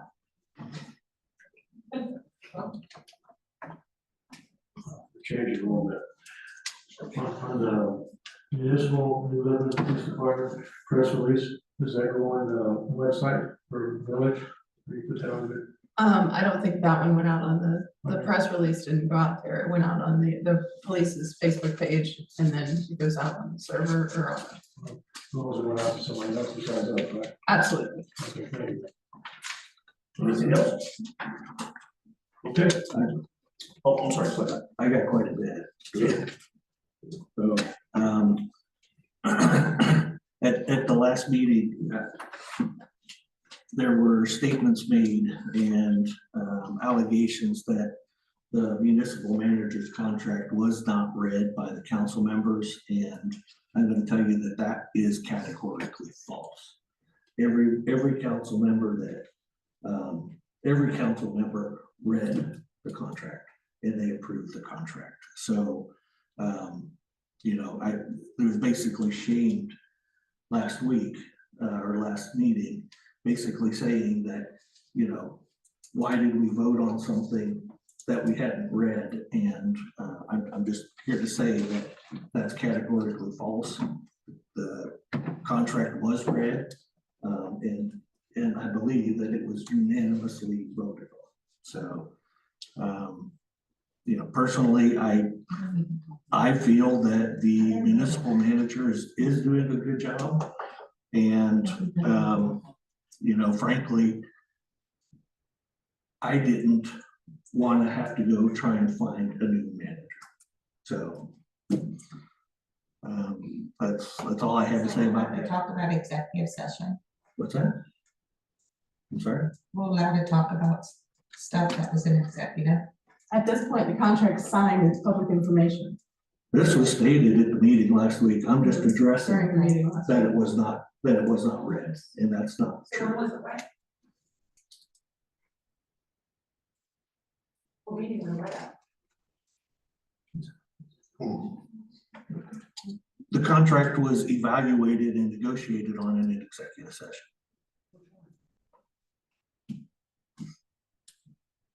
I can't give you a date. So, It was actually negotiated the night of the vote that was held. And I read the contract, and I did not really see anybody reading it from word for word, if we want to be honest about this. After you voted for it? I read it in executive. Yes, what?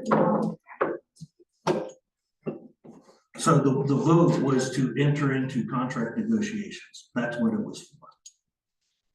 That's not the resolution. No. It was an extended contract.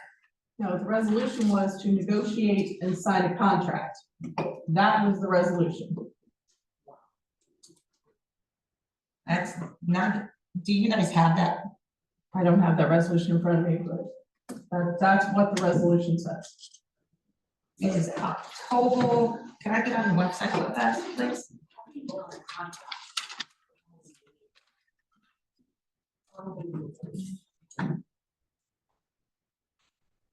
Let's see what it said.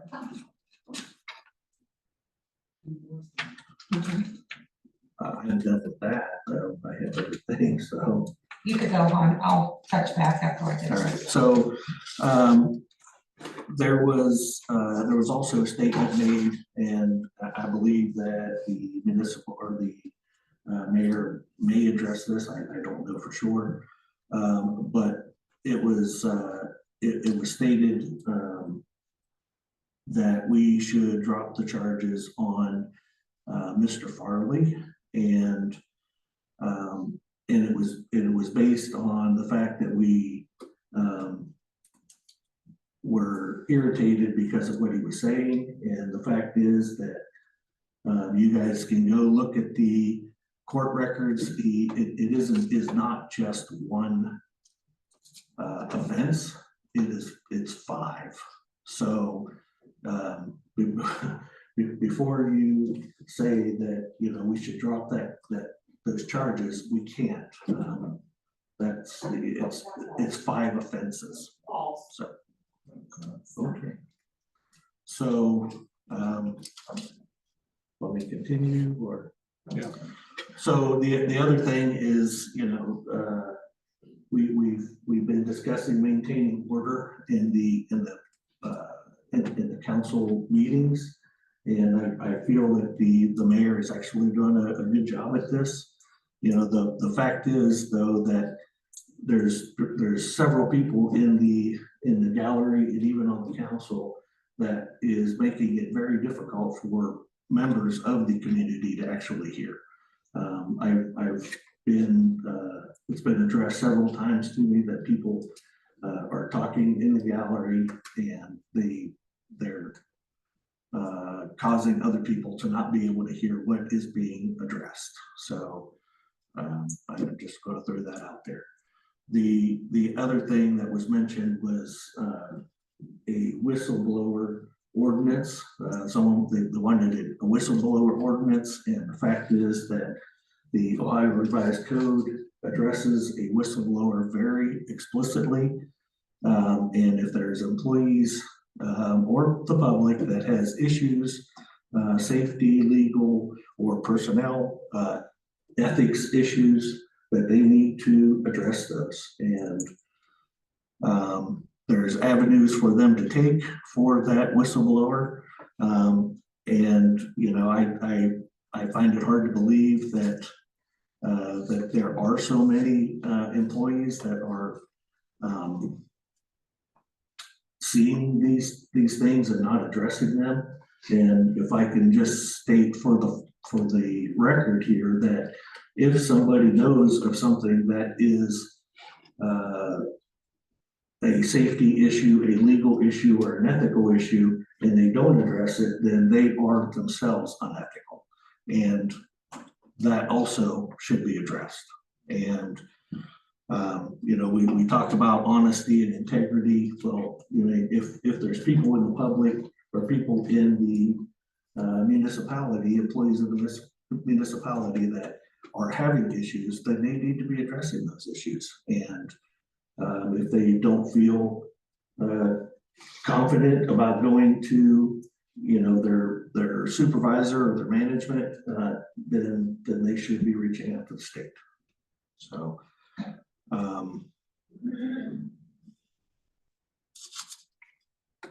there was also a statement made about the police department being too large, and I understand those concerns from a liberty perspective. However, I do get to see, or we do get to see, and anybody else could too, it's a public record, the police reports, the fire reports, and I think that most people would be surprised at the amount of work that goes on within our departments. So, and I think that's all I have. Okay, I did find the resolution, and it was on October 3rd. And it says resolution 2023-15, a resolution to continue and appoint Glenna A. Madden as the municipality manager for of New Lebanon pursuant to the terms and conditions set forth in the employment agreement. There was nothing about a negotiation in that. No, keep reading. That's it. That's it. Yeah, you got on the phone.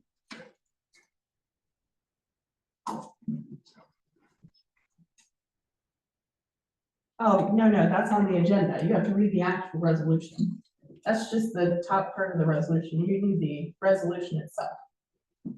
It's in the resolution. Okay, we didn't go through, this is all we read at the meeting.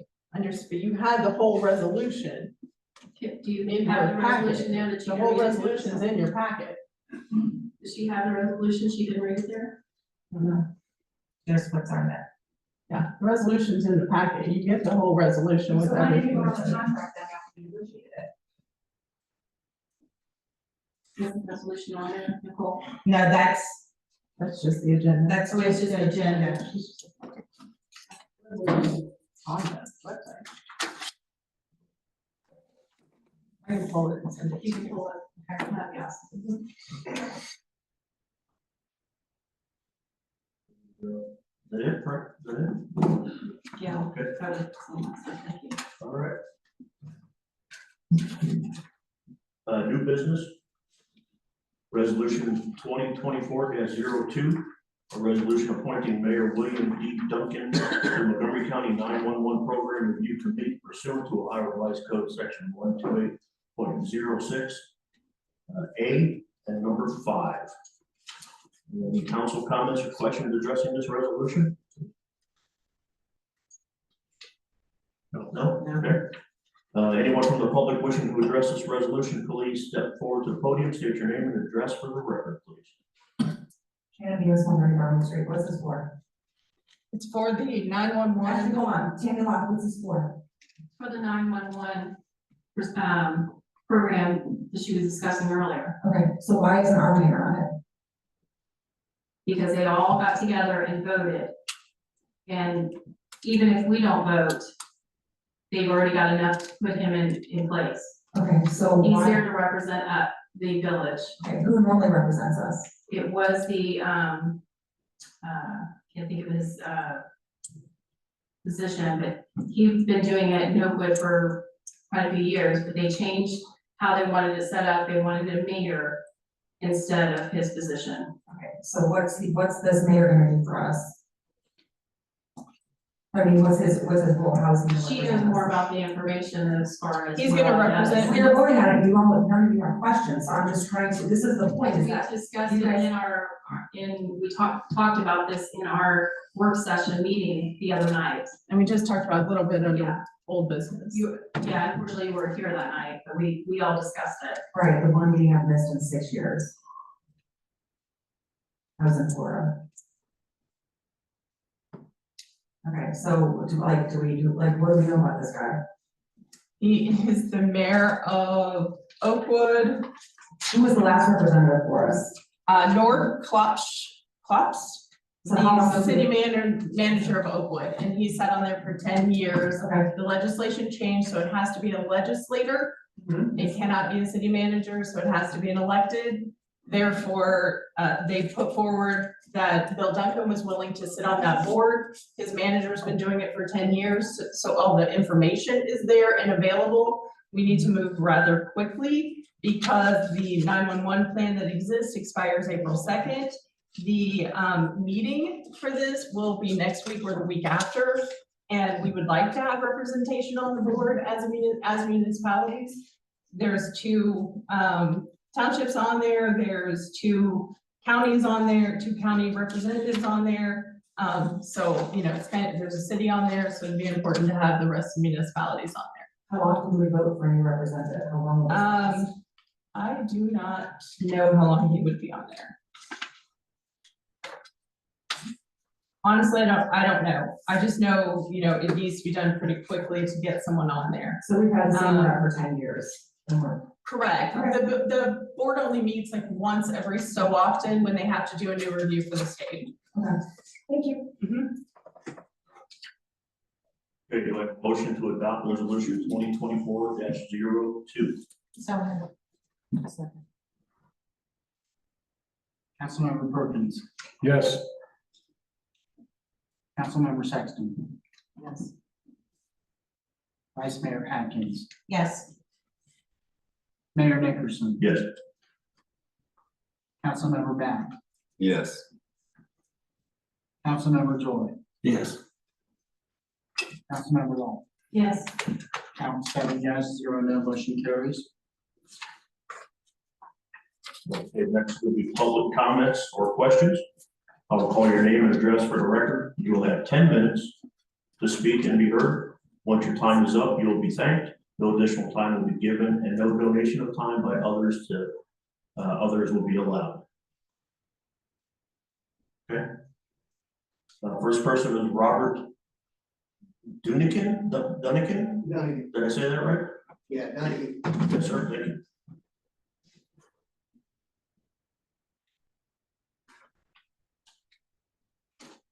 hello.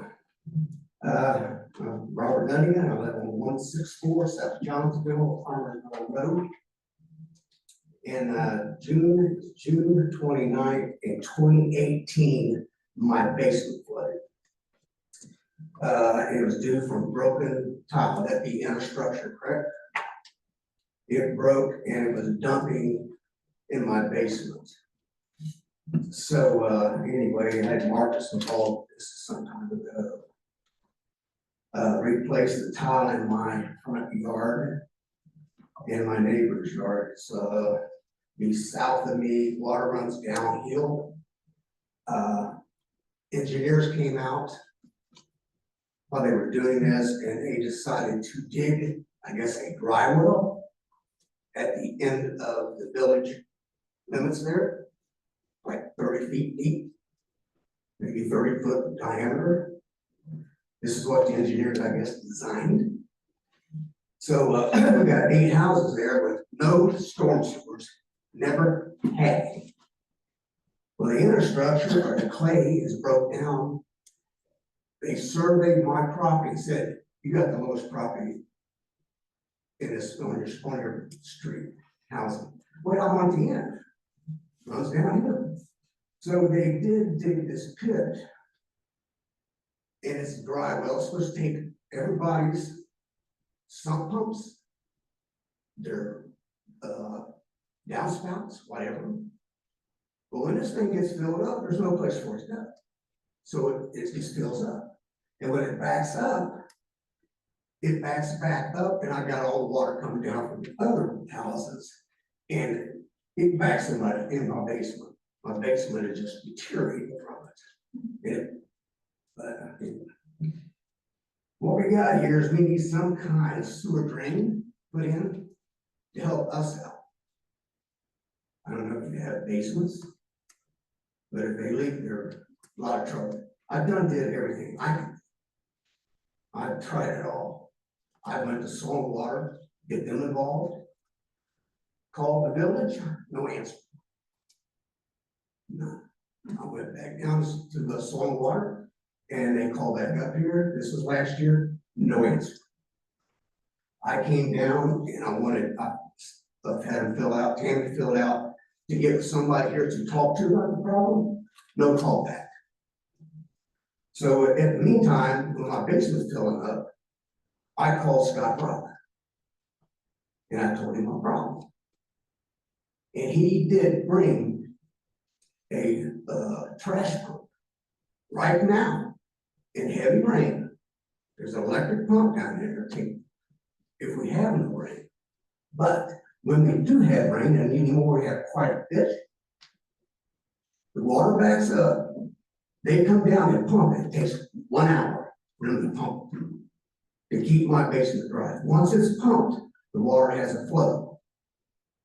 But you can't take a hole and expect it to just drain out.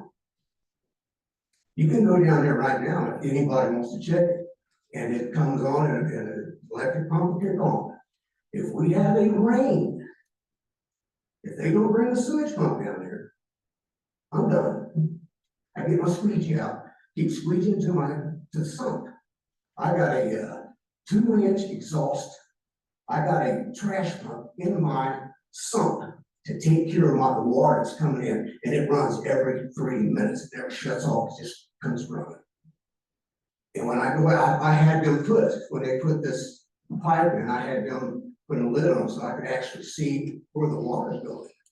So what I got here is everybody's dumping in it. My sump pump's dumping in it, but all I'm doing is just circling around.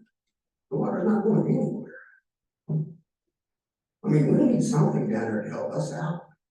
The water's unbelievable. There's people that on up to me have 3 sump pumps in their basement because of this. And I think it's been a long time. This is a Band-Aid to put on it, thinking it was going to help. It did not help. Unless you got a trash pump down in there, pumping water out of that, which takes an hour, everything's good. But once it backs up, it just keeps backing up to all 8 houses. So are they putting the trash pump in that dry well? Yeah, they have to. They have to take the lid, the top of the lid off. You drop it down there to pump it out. And which side of the road are you on? Are you on, I know it says South Johnsville. Is that the east or west side? If you go south, it'd be the east side. There's a row of houses there. There's about a total of maybe 10, 11. The church has that storm sewer, yeah, of course, on the corner. But when it gets down to us, we got nothing. It's old clay tile, and it's just broke down. Water's going to take the least resistance. Yeah, it's going to go. Ours is the same. Well, we have 2 sump pumps in our basement, and when it rains even a little bit, we've counted it. It's on for 13 seconds and off for 13 seconds. I got a very large sump. And I'm telling you that something needs to be done here or my house is gonna be worthless. And I know that I've been here we moved in 1985. I see my basement just deteriorate. Okay, even the ceiling started slagging. The house creaks more. It's been going on for a while, but nobody's got any money, nobody's interested in it. But this is all infrastructure that everybody should be, we want a nice community, said, everybody happy. Sir, if I may, Yeah, what did Scott say that he was gonna get back with you? What was the last interaction that you had with okay, Scott? when I asked Scott, I don't think Scott makes all the judgment calls. But all he's trying to do is keep my basement from deteriorating. He's been in my basement, there's been Glenn, checks the meters, all of them guys have been in my basement. At first, they were saying I had an underground stream. Until I put, food covering in the front where the towels broke. And it took 7 minutes and the red was flowing through my floor. I have, all the tiles in the floor is all busted up, it's gone. My drywall is gone. Foot up, it's just rotten. Now in my basement, the cement along the bottom is starting to pull loose and deteriorate, chunks are falling off. And you know, what's next? But, something needs to be done. I pay my taxes. I keep on my home, but there's only so much I can do without help. Yeah, for sure. Can we ask them to look at putting in a sump, a full-time sump in that dry well or something? I guess. What is what They it need it tied into that sewer that's by the church, the storm I drain. think It's a little far. it needs a return. Everything's running down. But our sewer is a pump station in the back. And they pump all the way to 35, okay? So, what we need here is because to push it uphill, to push it that way, or a drain sewer, we need something to push it up to get it away. Because it's running down. It's, I've been down here several times, I've been to the office here, asked them for help, but the thing is that I found out here is nobody will ever call you back. Nobody ever lets you know that you're even considered. And to me, that's pitiful. Somebody here ought to be able to talk to me without coming to a meeting like this or calling me up and say, come down and talk to me, or looking at this, we're trying to help you. But the way I look at it is there is no help. I even called Montgomery County to come out because where we were past the pump out is in a ditch line on the other side, and it runs on down south. Well, it was filled up with grass, how it fills in. So at Montgomery County come out and said, we're not touching this. I said, why not? They said, because we'll flood people on down the street. I said, you don't understand. If you don't help me do something here, there's no place for us to pump water. So he made his mind up to help me. Since 2018, you said, correct? 2018. Okay, how many times have you contacted the village? Since then, plenty. More than 10? Oh, yes. Okay, and nobody's ever contacted you back? The only person, like I said, that's ever really talked to me, helped me out, Marcus did. Marcus come down and check it out, and he had everybody down there looking at it. He helped me out, but right now, the only one that will really is Scott Rockwell. Said, Jim, what's up? I said, well, it's flooded now, it's full, my basement started leaking, and they come down, and the guys pump it out. Okay. And that's the only way to get relief from waters, and then pumping. Without that, You're gonna have a flood. yeah. Glenn, what can we do for this gentleman? Sir, is your house the last house at the gravel driveway? Yes. Next to it, Okay. brick one. So you guys are familiar with the sewer lift station that's back there that pumps Yes. sewer out Yes, towards Main yes, I Street? am. Right. Yeah. So is that water coming off the old cornfield where they put the drain tile out there several years ago, and that's what that groundwater is doing, is coming your way? The groundwater that's coming in my way now is from the tile in the front, Okay, okay? And that's supposed to be the drain for all of us. They came unto us because a lot of people were putting in the sewage. You know, our sump pumps and our washers, and they said, no, can't do that no more. So we had to prove that we moved it. And it cost me money to move it out front. Trench, tile it, got it out front. So it's out front, but this water, they're not pumping out front. What am I supposed to do with it? would you mind staying after for a few minutes so the attorney can talk to you a couple things about that? Sure. Okay, if you don't mind. I just wish that, somebody would have gotten hold of me from here instead of just letting this thing just lay and lay. And you know, after a while, you get a little aggravated. Probably get a little aggravated. And the words aren't really, you know, good to say to people, but you just feel like, I bought a house here, and not only about my upkeep, I gotta figure out a way to get rid of water, because nobody cares. Or nobody acts like they care. Well, we're gonna change it. Can I ask a couple things? So you've dealt with this since, I just wanna make sure this June 29th, 2018 was the Yes. first time it really started becoming an issue. Yes, this one is a real problem. This is one of my first basement, first flood. Okay, let me write this, just give me a minute. And then you said that there was other houses on the street Yeah, that there's, also do it. my neighbor's got 3 sump pumps in. Okay, All now, Johnson's got 3 sump pumps in. I don't know the people who live in the other homes, but Dr. Bland lived in one of the homes and she came home to 4 foot of water in her basement. so how many houses would you say that roughly is being affected by this, and do you know, and this might not be a good question for you rather than them, but how has this issue been going on for the same amount of time for these people as well? Yes. Okay, One of them, I think their last name's Brunk. I'm pretty sure, is that right? Brunk, Sue Brunk. Yeah, her foundation, her home, the back door won't even shut. wow, how many houses would you say this is, that you know that this is affected roughly? At least 5, that roughly.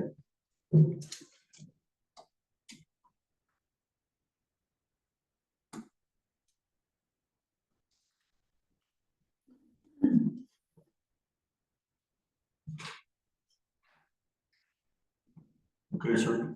Is that good? Yeah, I heard a lot, I do wanna thank you for being, a lot more patient than what probably I could say that I would have been dealing with an issue for 5 years. So I wanna thank you for your patience, and, we do care, and, we'll be following up with our manager to make sure something gets done. Okay. Thank you. Thank you. Let's see, Paul Boggs, did he leave? The next person is Tim Back, 31 East Main Street.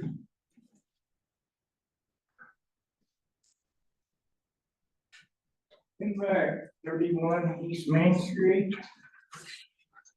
I got some things here.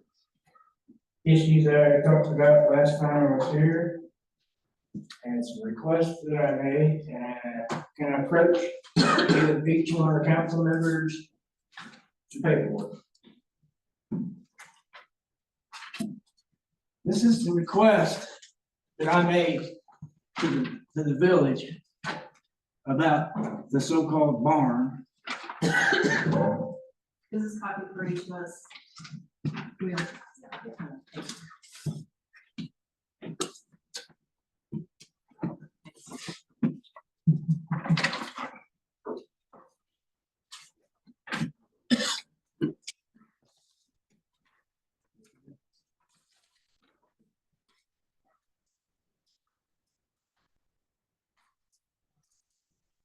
Take a minute to digest that request and tell me what you see wrong. Mr. Back, can you give a copy to Phil so we can keep it in his file? Yeah, I'll give you mine, so Thank you. let me look at my copy. Thank She you. got it too. Yeah, you give it to me, remember? No, I understand that, but because it was handed out at a Yeah, council well, meeting, it has to go in the everybody's council got one file. So. Now, I give you a pamphlet you guys need to share, of pictures that I took, and I've been around all over the county, to other municipalities, talked to a few people. Got the same information from them what I'm about to give you. Three of you can probably share this one. You guys can look through that. What's over there? One for you three to share. If you get a chance, look at this picture, tell me what you see.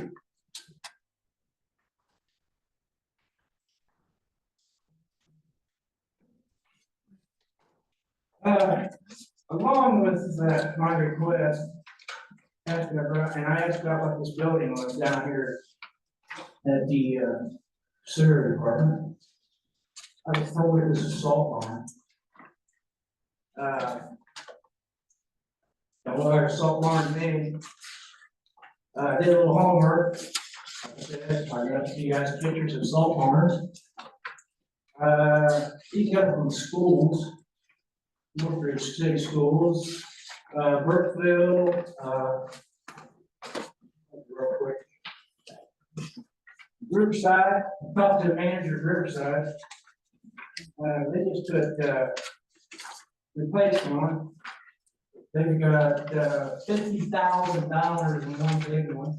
They got 18,000 in the small one they gotta have. Okay, I got a friend who owns a landscaping company who's got 20,000 in his. Okay, he got 20,000 in his. Okay. Then I get this request. It really doesn't answer what I'm asking.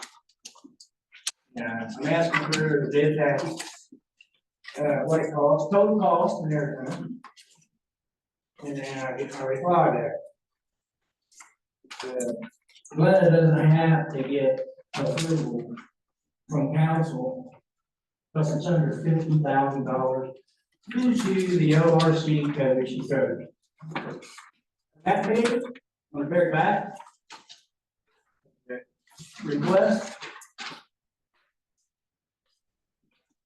is your village charter rules. States that she has to talk to all of you and get an approval. So which one are we choosing, ORC or your charter? To run this business by. Now, sorry, a little upset. I get nervous when I come up here and I see stuff I call stupid. I say, I get nervous. This stuff irritates me because I've been a building maintenance manager. I built a complex in Lebanon, Ohio. It's $56,000 or $56 million. We had sewage costs. I had to take care of water and all that. It just drives me nuts. Who designed this salt barn? Who made the decision it was a salt barn? I have a thing here from the state. It says there's regulations and rules and drainage that it has to follow. Because it's cooking salts, granules and stuff in the air, gotta be able to breathe. You look at that barn, the copy that I got says it's 27,000, right? I believe so. It's $27,000 you got in it. I asked for a finished cost. I know it's not done. You go put something in there, you're gonna crush in walls in that place. It has no foundation, has no concrete, which is a roof. In state guidelines. It's not finished. Yeah, but you said it is, because you said it falls under that $50,000. You didn't give me the finished price, but I asked for it either, did you? I'm just asking. That's for one contractor. Oh, We're not using Oh, one so I gotta ask- contractor. I'm gonna play the word game. Individuality, well, it even says on it, if you read it, any other electrical, plumbing, etc. So it's right there, you guys read it? Am I missing something?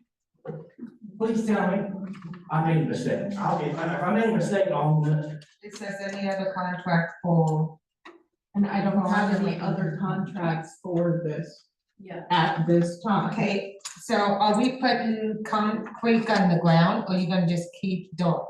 Don't tell me you're gonna let it drip. I'm gonna put concrete, concrete should have been first.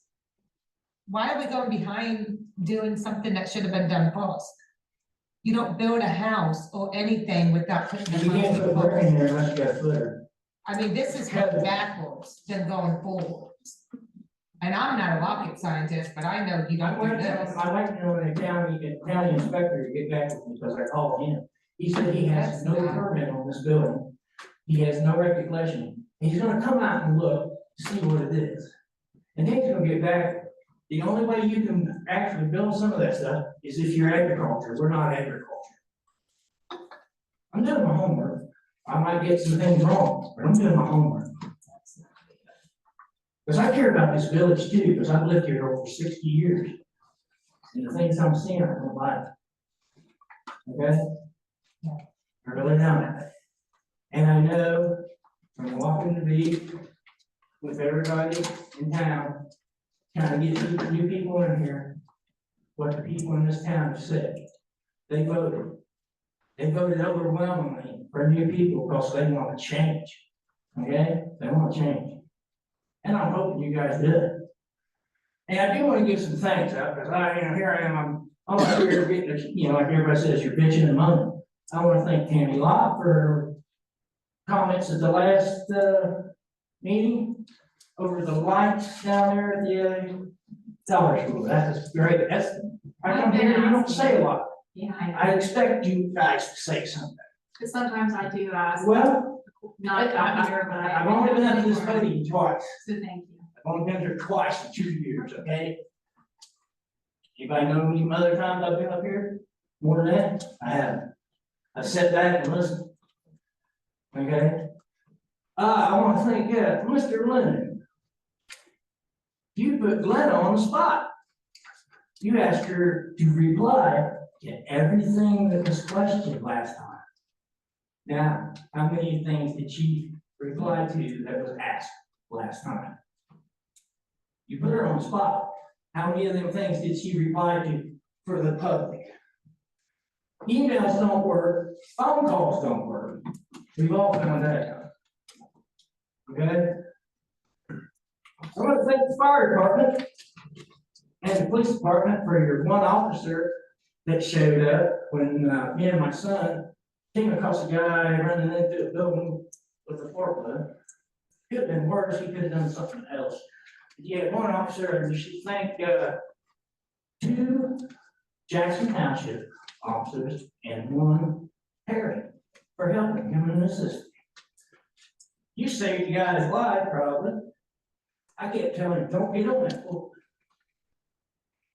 He kept wanting to get on the move. I said, don't. The officer said, don't move it, don't touch it.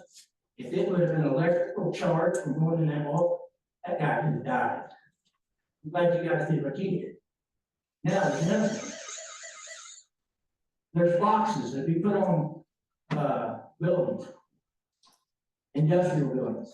You literally need to get with that program, where the fire department has a key to get in there. I install them, I've done it, okay? I'm a building maintenance man, I know quite a bit. Oh, when you're gentleman in the back, it's water problem, you have 8 solves it. You got a lift station for sewage, you put in a lift station for water and run it through a pipe pump. You get out, that's how Dayton does it. I deal with Dayton too. Dayton's done a lot for us on our property. So, I do know a little bit. So that being said, if you want a copy of the state stuff, I'll get you a copy of the rules and regulations that they want for salt barns. Thank you. Thank you, Mr. Bear, appreciate it. Mr. Mayor, can I address? Go ahead. For a minute? Mr. Back, you got with me for though. I'm just gonna, I'll let you know. Oh, yeah, I get angry, I get nervous. I'll get better if I come to the back. Mr. Back, he needs a copy too. Yeah. This one, let me make sure it's all in. Okay. The fire chief wanted to Mr. Mayor. say something. Just for your knowledge, you're knock classes. That's a program that Yes. started here pre-COVID. It was put on hold over the last year. Some are alarmed and some are not. Correct. Over the last year, as they're getting their inspections, they're getting letters saying that that's mandated. Yeah, I deal with responsibility. It's already here. The Yeah, program's I know. already here. Hopefully it is, because it's for your benefit, and I really think you guys should have. Yeah, it's So already you can get in there before anybody. Nobody can, unless people break in, you guys can get in doing it quick.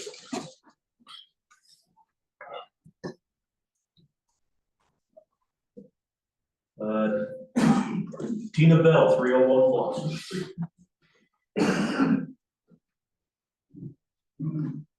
Hi there, y'all. I hope you were, been able to enjoy the nice weather we've been having. I have a few things. Let's see, first off, I've noticed the lighting is a lot brighter out here in the parking lot than it has been. I don't know when that was replaced, but I'm appreciative of that. However, I noticed that sometimes it's difficult to find parking in here during the meetings. So if the back lot could make sure that it stays clear, that little overflow lot for people. A lot of times it's just not big enough for like a dog truck. And if there's somebody else parked this way and this way, you can't really get through. Just something to think about. Okay, today I saw them patching Kennel Court, which was thankful for that. I mean, I know it's not, gonna be a great job because they're gonna be working on that this year. However, what I did notice is that they did the same thing of just running over it again instead of being stomped down like it should be. We want to talk about costs, people want to say we don't have the funding. Well, if things were fixed right the first time, we wouldn't have to continue doing this. For 10 years or more, I have seen them come out and do the same thing to the same spots on Fourth Court. And all they're doing is running over it. But when you run over it, you're not getting the whole hole like you would if you stomp it. Now, if we can have funding for right here, why can't we get funding for stompers and the extra hours to do the job correctly? Just like the man talking about the drainage. If it had been done correctly the first time, he would be spending thousands of dollars trying to repair his home. So we need to put forth that effort. Maybe with a new council, this can happen. But we are too many wasted dollars, just like the salt building. I mean, come on, metal for a salt building. I don't know who approved that, who thought of that, but that's just straight up not common sense. Wasted tax dollars, wasted time, wasted money for our community. Got my eyes here. Let's see. Also, is there an official social media for New Lebanon that people, I know we have the New Lebanon page or the events page, but we don't have anybody reporting there specifically for things that are happening. Like council meetings, nothing's posted on that, like at council meetings and times. Many people don't know. It should be pinned at the top of that page. Anything else that happens, is there somebody that's responsible for doing that? Or is there another place, social media wise, that people can go and find out what's going on? Does anybody know about that? I questioned it before, but everybody, the manager said that she really didn't want to put a lot of stuff on social media. We don't, that's not our community page. Right. That Do we belongs have somewhere else. We We have a New Lebanon website. Right, but And it's it's not on being there. updated like. Yes, it is. Now, could you put the agenda on there too? The agenda's on the website. No, on the Facebook page. You mean the Parks and Rec page? No, the New Lebanon events and. That's not our page. Okay, But we okay, can, right, do we have a New Lebanon social media page? That's what she's asking. right. We have a website. Okay, but we don't have, because a lot of people will choose to go to a social media page because they can interact more quickly. Just didn't know if that was something that we had or where people could go to check that out better. I mean, if we're not updating a lot of the stuff anyway, in other places, it's hard to find. Like I was looking for, videos of these meetings and there's not many, like from years past. We have more from 24, but a lot of it's not on there. So I'm just throwing that out there, it would be a good idea since people do choose social media to maybe look into that. Also, I noticed we have a newsletter that sits out here. How often is that updated and do you know who puts that out? I have no idea who puts that out. Are you talking about the one on the table? Yeah. No idea. Okay, can we find out? I mean, you have it here in the thing. You would think that maybe somebody would know. Yeah, someone dropped it off and left it lay on that table, so we left it lay on the table. It's also, I think you can get one at the library. I Okay, don't know. would it be nice to know who to contact for that? I mean, now you just have somebody randomly leaving something here. You don't have the credibility on that or anything, so. But I do believe that a newsletter is pretty imperative for the community these days, whether social media or otherwise. We have suffered a lot since the advertiser has gone. We Now, need do something we like that. still do the newsletter, right? Yes. Now, do you mail them out to all the residents and how many times a year? 4. The goal is quarterly. Right, so that really doesn't give us much of anything that's actually going on in the here and now with our community. And I know it's a cost. We have lots of people in the community willing to maybe step up and help out. Lots of things that we can do if we just address the community and say, hey, what skills do you have? Would you like to help out with this? You know, more community involvement in things like this. Committees as well for different things, fundraising for different ideas or events or even special projects that we have that we need. It wouldn't hurt to try to figure out how we can fundraise within the community. And that, of course, gets out to the other communities, and that will in turn bring more business to us because we are pushing that out. Just another suggestion. Let's see, another thing on my mind is CERT training, or at least somehow we get the community to know what our actual emergency plans are for the town. Should anything happen, I don't think anybody knows where to look or how to contact anybody on what the actual emergency procedures would be, where to go, links or things like that. It would be nice if we could have some community involvement that would teach people some more survival or preparedness or things like that within our community, so we can refer to each other when we're in need. Just something else to throw out there to everybody. It's a new year, garage sale dates are due to come out soon. Not sure if we're gonna do 2 again this year or not. I would like to see those come out at a much earlier date, so people have time to plan for that kind of thing. Also, we have working meetings that the public can attend, right? Where are those posted at, so we know ahead of time? On the website. On the website, okay. And then there's Something else that would be notifications that are put out. on a social media page as well, or if we could just designate somebody to post on. And what other locations are you putting? I think it goes to the library and I believe the grocery store. The notices do. Okay, supposed to we're like supposed to on that. actually have 5 locations. No, 3. The new charter changed that. Okay. Well, we need to update the charter We too. understand that, yes. Do you know when that's gonna be done? I do not. That's American Legal that works on that. All right. And also, this is an election year. There are lots of opportunities that we could have during this election year. Parades, things like that. We've got, Stagecoach Days coming up. We have a park. There are people running, events that are gonna be had.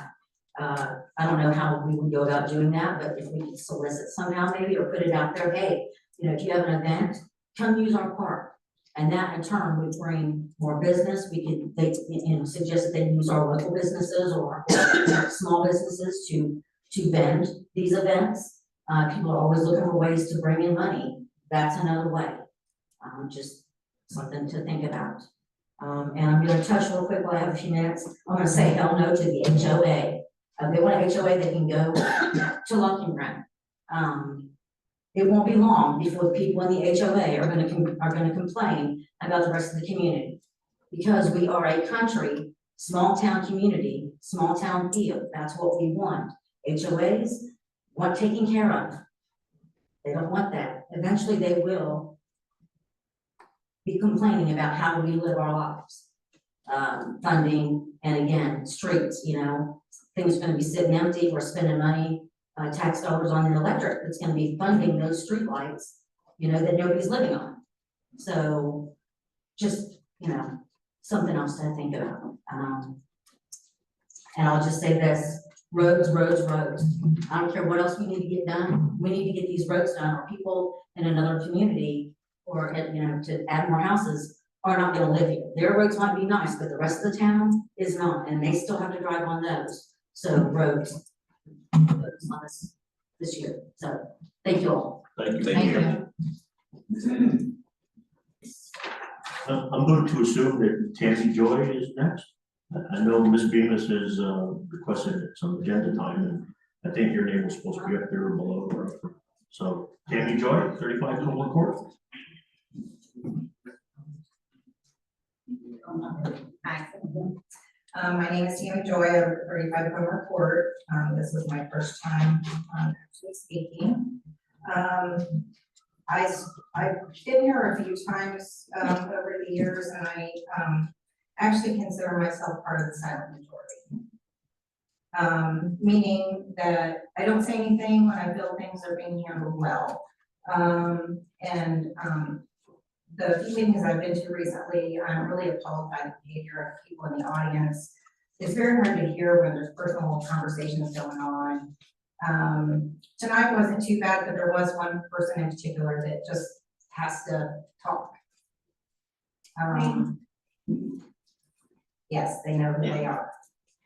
And as well as there's snide remarks that are being said, and it's all while someone is either at the podium speaking or council members, and I find it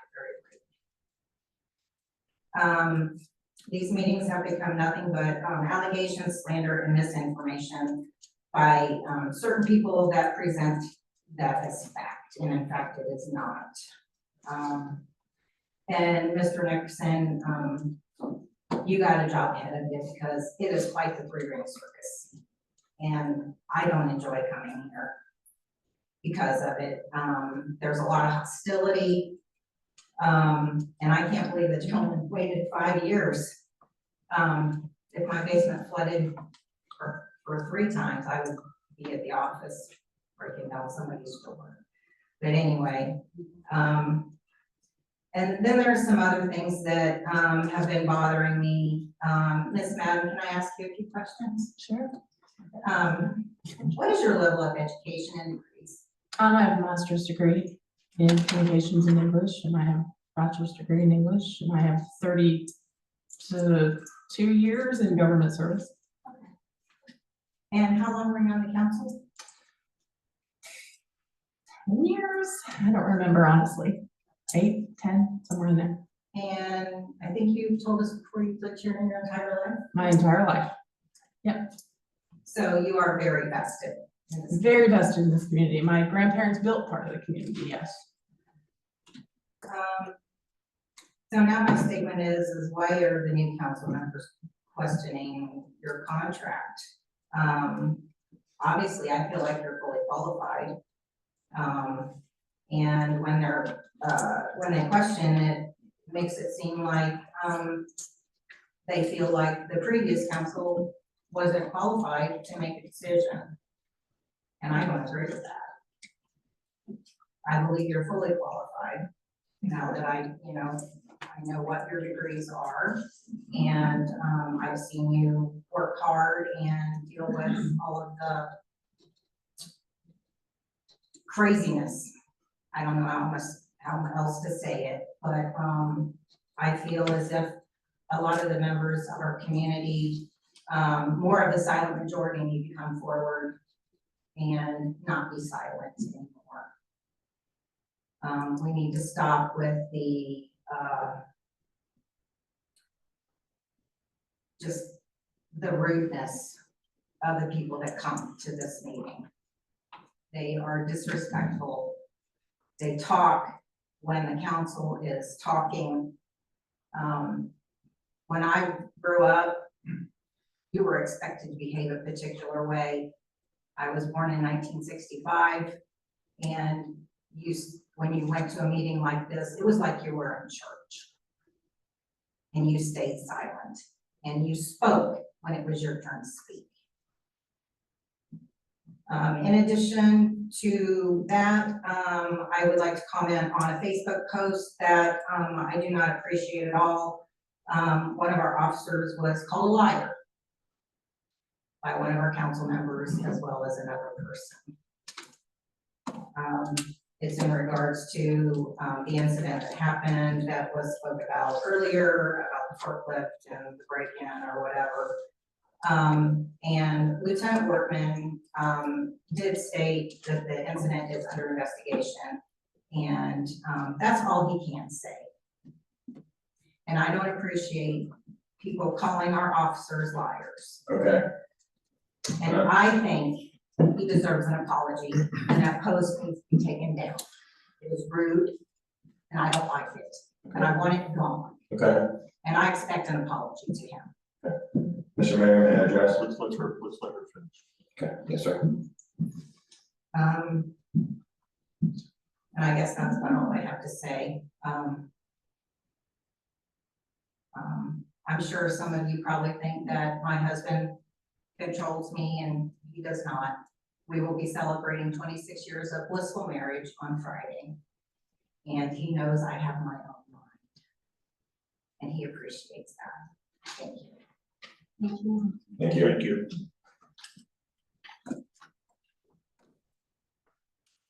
May I address? So yes, I did say that, so that's not true. Because an officer, and I was gonna talk with the chief afterward, but, yes, I witnessed a person what looked like attempting to try to break into a building.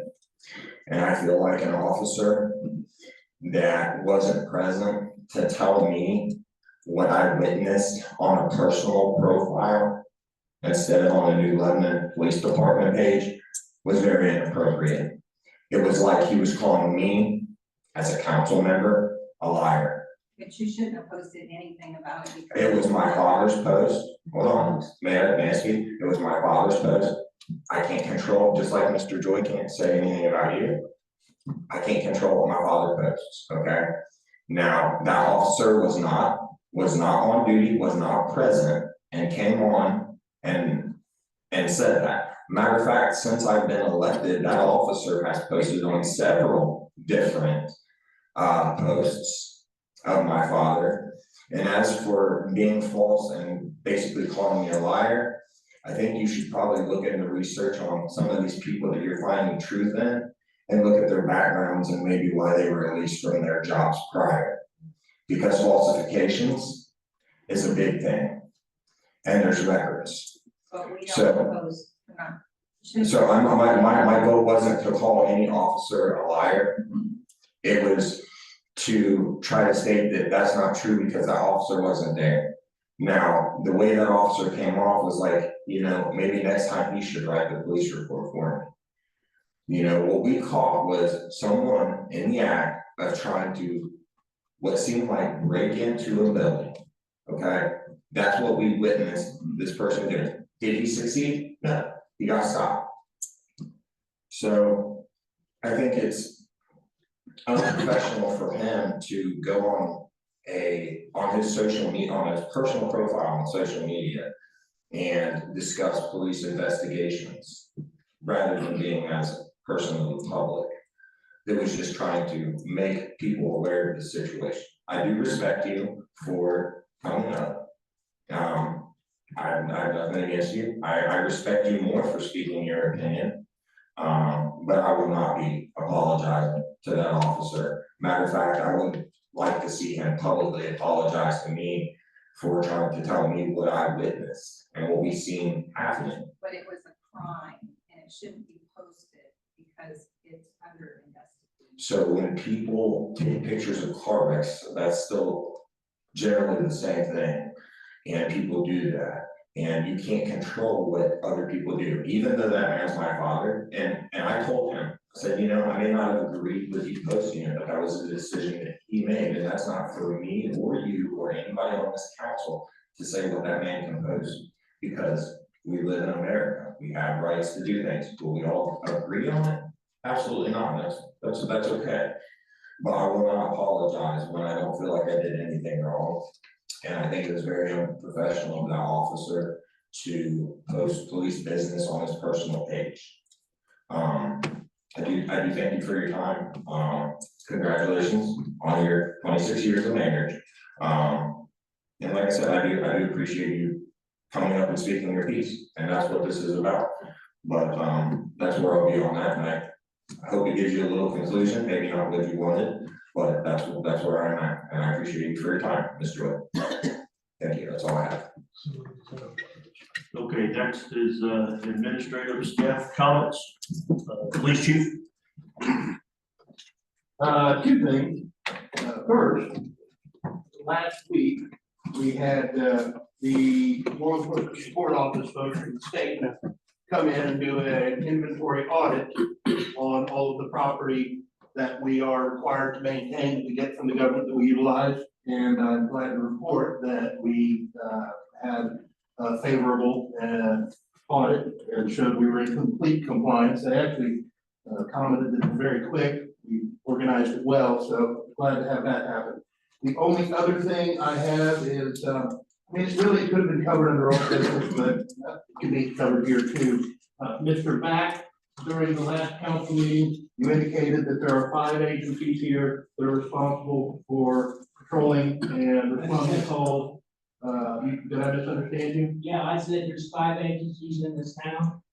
Jackson Township, Perry Township, New Lebanon, Montgomery County, and the State Highway Patrol. I answered. Please be fair, that's not I didn't know, and I think you should know since you're our chief.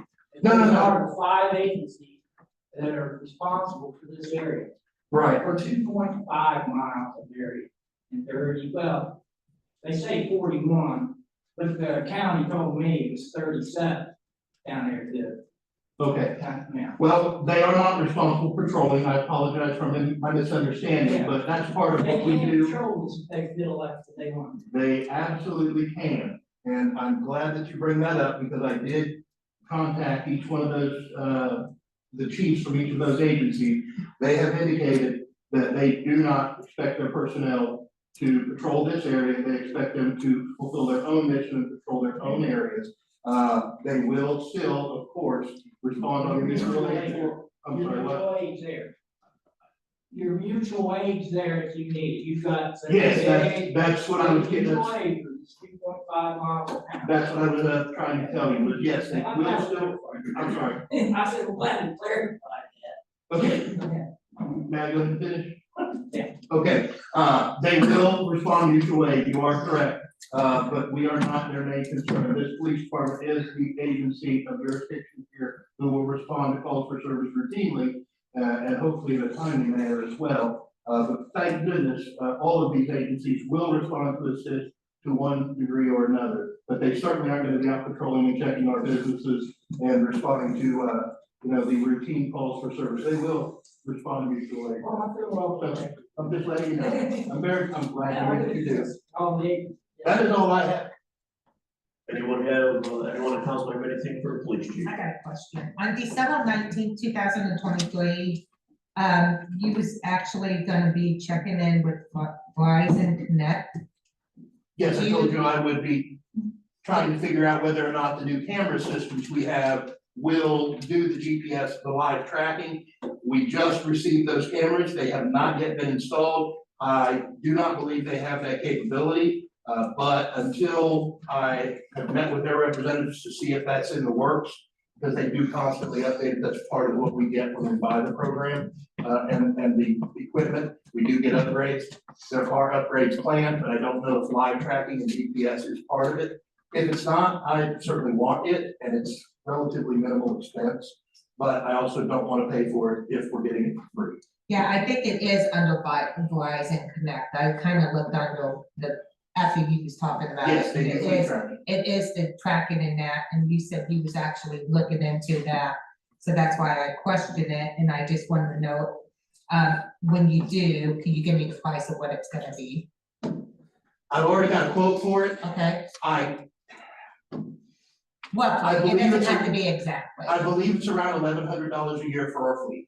Okay, But please don't quote me on that because I can't That's say fine. for absolute That's- certain. And that's not a fresh quote. It is from Yeah. last year. But again, I'm unwilling to expend funds on that. That's something we get for free already. correct. I am gonna probably need to wait another 6 weeks or so before everything is fully installed, ready to go, and see what updates they're offering for the first quarter. But I'm certainly not opposed to it. I actually quite like it. Yeah. It's what I did my practicum on when I went to college. So automatic vehicle locators are a big thing. for And me. it is, it's a good thing in case theft or anything, so. And then how many full-time police officers do we have? 10, And how many part-time? 5. And are we still hiring and looking for new police officers because it's still on the website as we are? We are not hiring, but we always accept applications because we don't know whether or not somebody's going to stay here or whether they're going to leave, whether they're going to retire. So we do keep the applications open on an ongoing basis. That way, if an opening does come up, we're able to at least contact a few people who have expressed interest. Okay, thank you. You're welcome. Anybody have anything else for the police chief? Fire chief? So hopefully we're anticipating the medic being finished within the next month or two. I know they reached out to me last week and asked me about a couple of the lettering designs, so it should be getting near completion. I would expect to see it prior to April. We will also be meeting next week with Alexis, who is building the tanker. They should have the chassis now at the factory, and we will be doing pre-construction on the cabin body next week for that as well. That's all I have. Anyone on council have anything for fire chief? Is that be delivered next year? Which one? The tanker. It's anticipated for delivery date of October of this year. Okay, thank you. Anyone else? Zoning compliance officer. Nothing this evening. Does anyone on council have anything for the zoning officer? Oh, Melanie, No. could you actually check about that sidewalk that's out of town? On December 19th, 2023, I asked about it. And to this day, it still not has been cleared. And when she was here, was it last meeting? No, first meeting. One, no, it wasn't close because it hadn't been second because I wasn't really close. Okay. So the second meeting of January, she said she was gonna get back to it. So I just want to see, because that is a safety hazard. Because they walk in the streets. It's going out of town on the right-hand side. So when you're going out of town, but then, so you'll see the sidewalk. And then you'll see all the trees. They did cut the trees back, but the sidewalk, the grass is all covered it, and then it goes back to sidewalk again. So there's a sidewalk in between there. It just needs to be cleared back out. Because when it gets muddy and that, they don't want to walk in it, and they walk in the street. When I'm going out of town and that, I don't like running into the runners in the street, you know, so. Does anyone else have anything for the compliance? Zoning compliance? No. Chief financial officer. I don't have anything. Does anyone on council have anything for the financial officer? Service department superintendent. We did some potholes, I think yesterday and today, or all today, I don't remember. There was 2 tons filled throughout town. Does anyone on council have anything for the service department? Could I get a copy of how many water main breaks has happened since December 2023 to the present? And did any of them require a boil advisory too?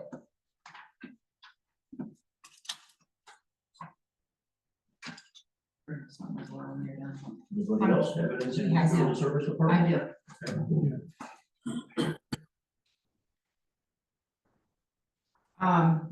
So there's 2 sides to this. I'm going to bring up, just pass these down.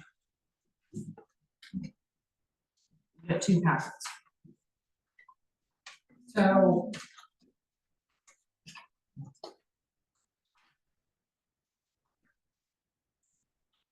We have,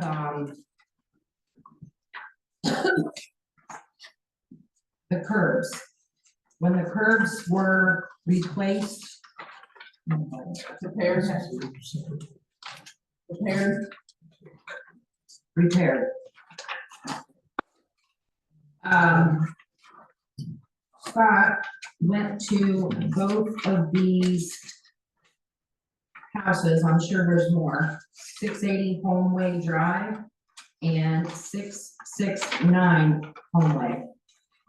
So he quoted 2 linear feet on the first one, on Samantha's. I'm sorry, how much was that?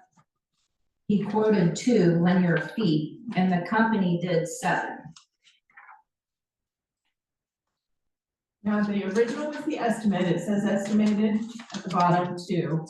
And then when they get in there, sometimes there's more damage that has to be done. So they ended up doing 7.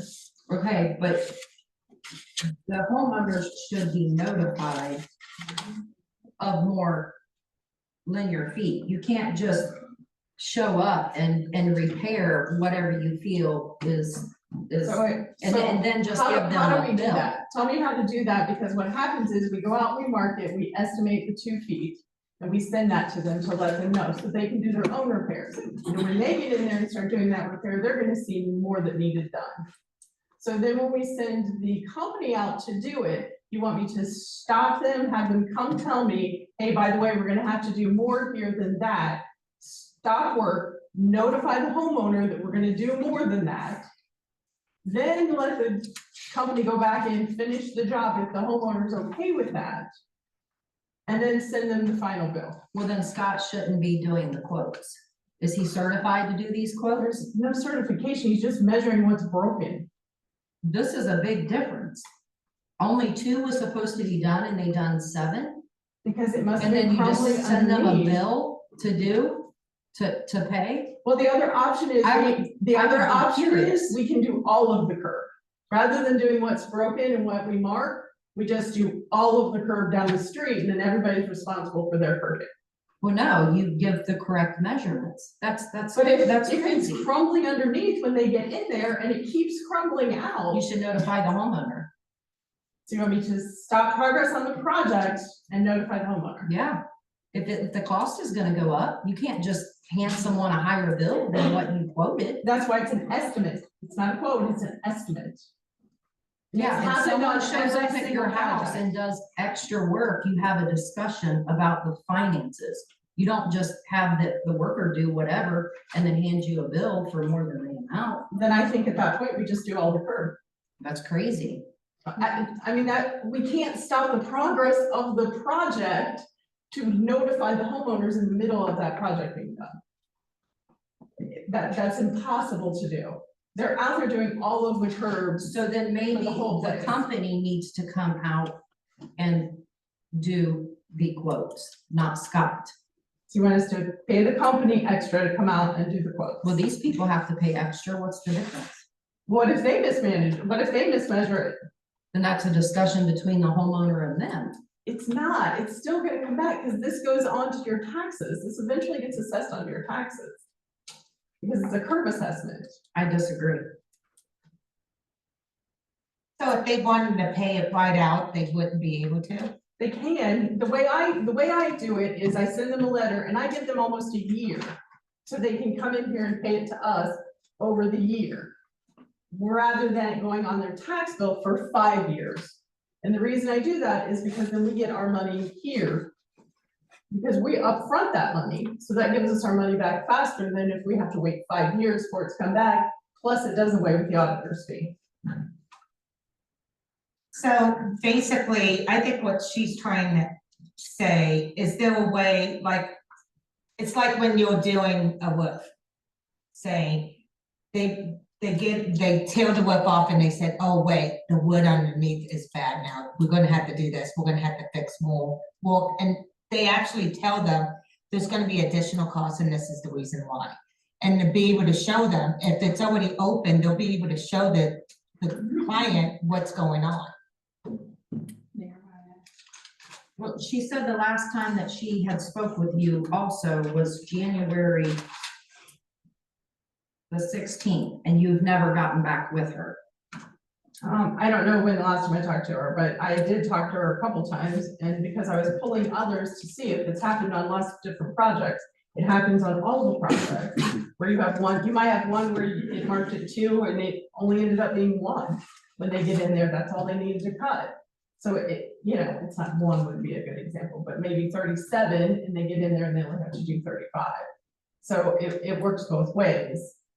So, you know, the question is, I don't know that I can stop a project in the middle once they start cutting, to then send a letter to the people to let them know that, hey, we're gonna do this instead of this. If you wanna repair it, at that point, what am I doing? Because we're giving them the option to repair it themselves in the get-go. So we're just taking this company's word for it that more has to be done, and we're completing it? Yes, we are, because they're in there doing the work, yes. Yeah, I disagree with this. I think they should be notified, and an estimate should be given, a correct estimate. See how that will work. I'm not sure how that's gonna work. Can you talk? That's okay. In my understanding, because I think I had to do this as well, the homeowner has the option not to have us, they can do it themselves, correct? Right, that's what the initial estimate is for them to do it themselves. Okay. And Yes, so, and what she's saying is it was 2 feet on the initial estimate, and then when they got in there and started doing it, it ended up being 7 feet that they had to repair. Because probably as they were cutting it, it just kept crumbling. And you can't see that on the outside. And another company coming in and marking it's not gonna be able to see the crumbling. The only other option there would be take out all of the curb and replace all of the curb. but then we would be Responsible for all of the curb. I only had to do, well, no, I think I had a much bigger part than 2 when they did ours, but, did you talk to her? I have talked to her a couple times, and I will call her back again once I go back through everything.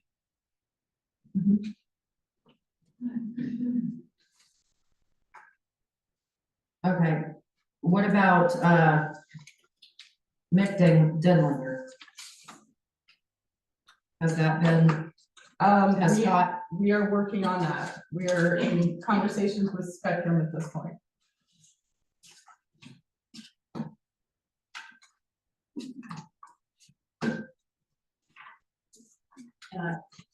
Mayor, so Mr. Dale, said Mr. Denlinger, he's been in contact with you as well? Yeah, we've had a meeting in here on Monday. And he's seen the video from the damage and yes. And we've spoken to AES, they claim it's nothing of theirs. And so we're having a conversation with Spectrum. There's a lot of wires right there. Okay. And then the last one I have for Scott is the roads. I mean, post after post, these streets, they're saying Heater and Emerson. Weaver, Holloway, Franklin.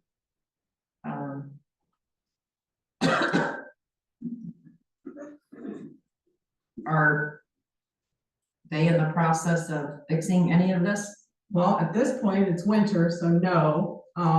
They're all on the list as far as levee projects are concerned, and we'll go out and look at them closer in the spring to see where they're at and have the engineer come in and see. And then we'll decide which road is the worst Is for levee repairs. there a date for that to do that, or is it just weather dependent? in the spring? Yeah, based on weather. I mean, if we get late snow, if we get tons of rain, but they did go out and pothole, fill potholes, I should say, they go out and pothole. We did Emerson and Heater. They did Emerson and Heater today. So.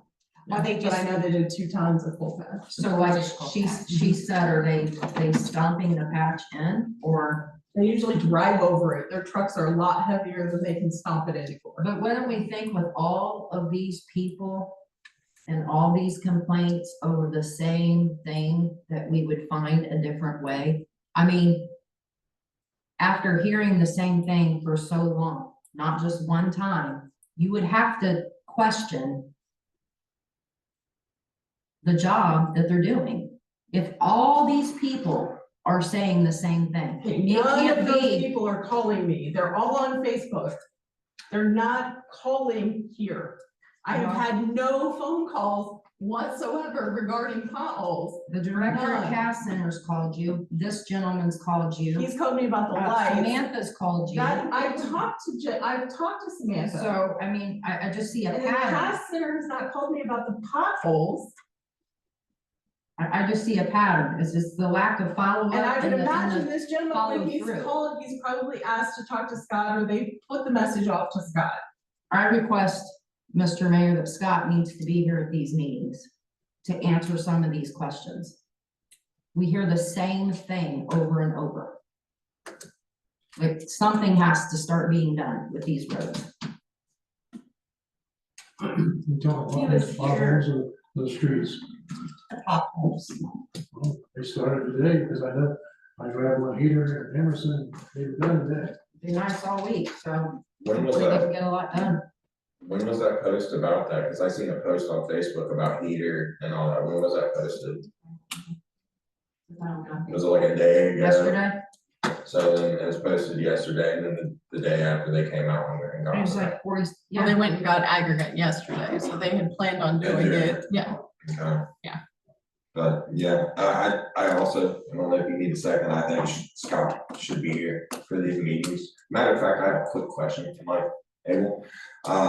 Is Scott on salary? No. No? Okay. Anything else for the service department? So Scott was here am I correct, the first quarter already? That's what I thought was the first meeting. Yeah, I don't remember which And I don't meeting. think there anybody else. The second. Yeah. any questions? Okay, I just want to make sure I was correct. Thank you. Municipal managers comments. The only thing I have is if we remember back in November, the aggregate for electric and gas passed. The upcoming aggregate will start showing up on bills, I believe in May. And I have scheduled a couple public information meetings so people understand what's gonna happen or how it's gonna work and what their letters are gonna look like, because you're gonna get an opt-out letter in late February. The meetings are scheduled for February 16th at 11 and 5:30. And Nicole had asked that we verify that it's correct on the website. So that's all I have. Does anyone have anything for the municipal manager? Back to the salt barn that Tim Matt stated. Are we looking into that? I mean, he's stating that there was. You don't have to put bids out if it's over $50,000? Is that Under 50,000. or under $50,000? Correct.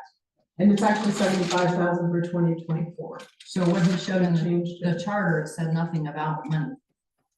I don't know, I didn't get a copy of that, so I have to look at it. So I'll look into that and get back to you guys.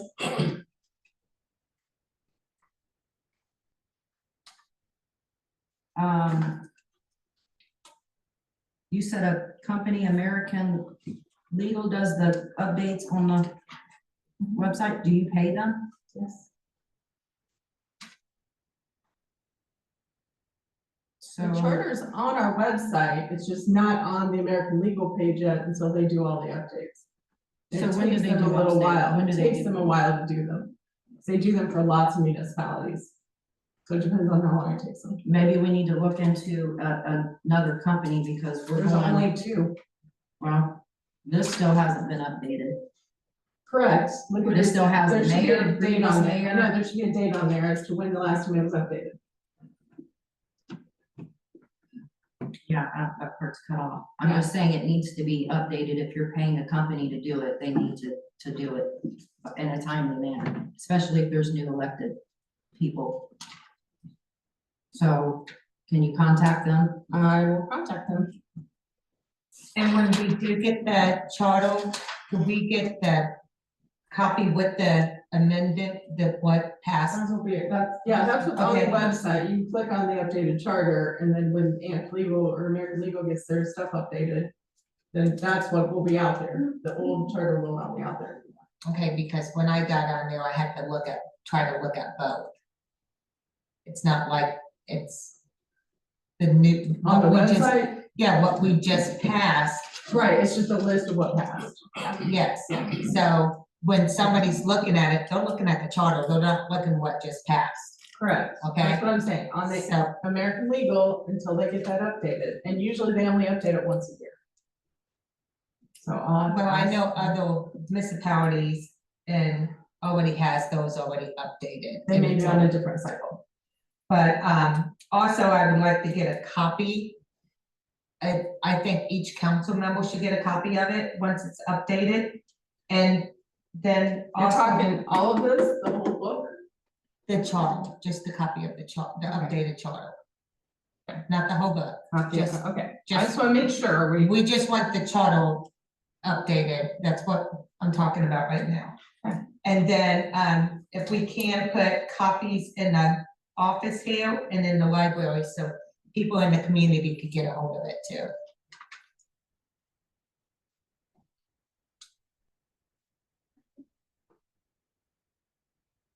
Anybody have anything? I need to finish. I have a couple other things, if you don't mind.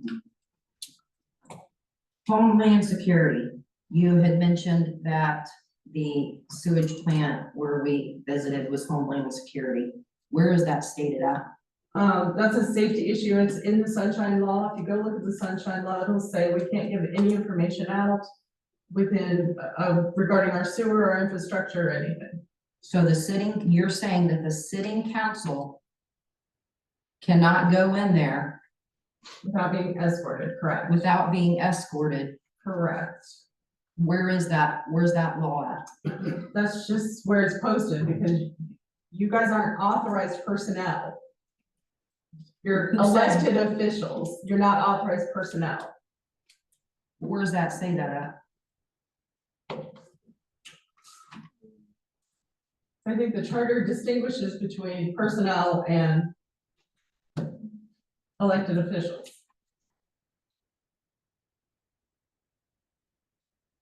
And that's the way it's kind of always been, that's the way it was It handed don't down matter to if it's me. always been. So- What is the correct way?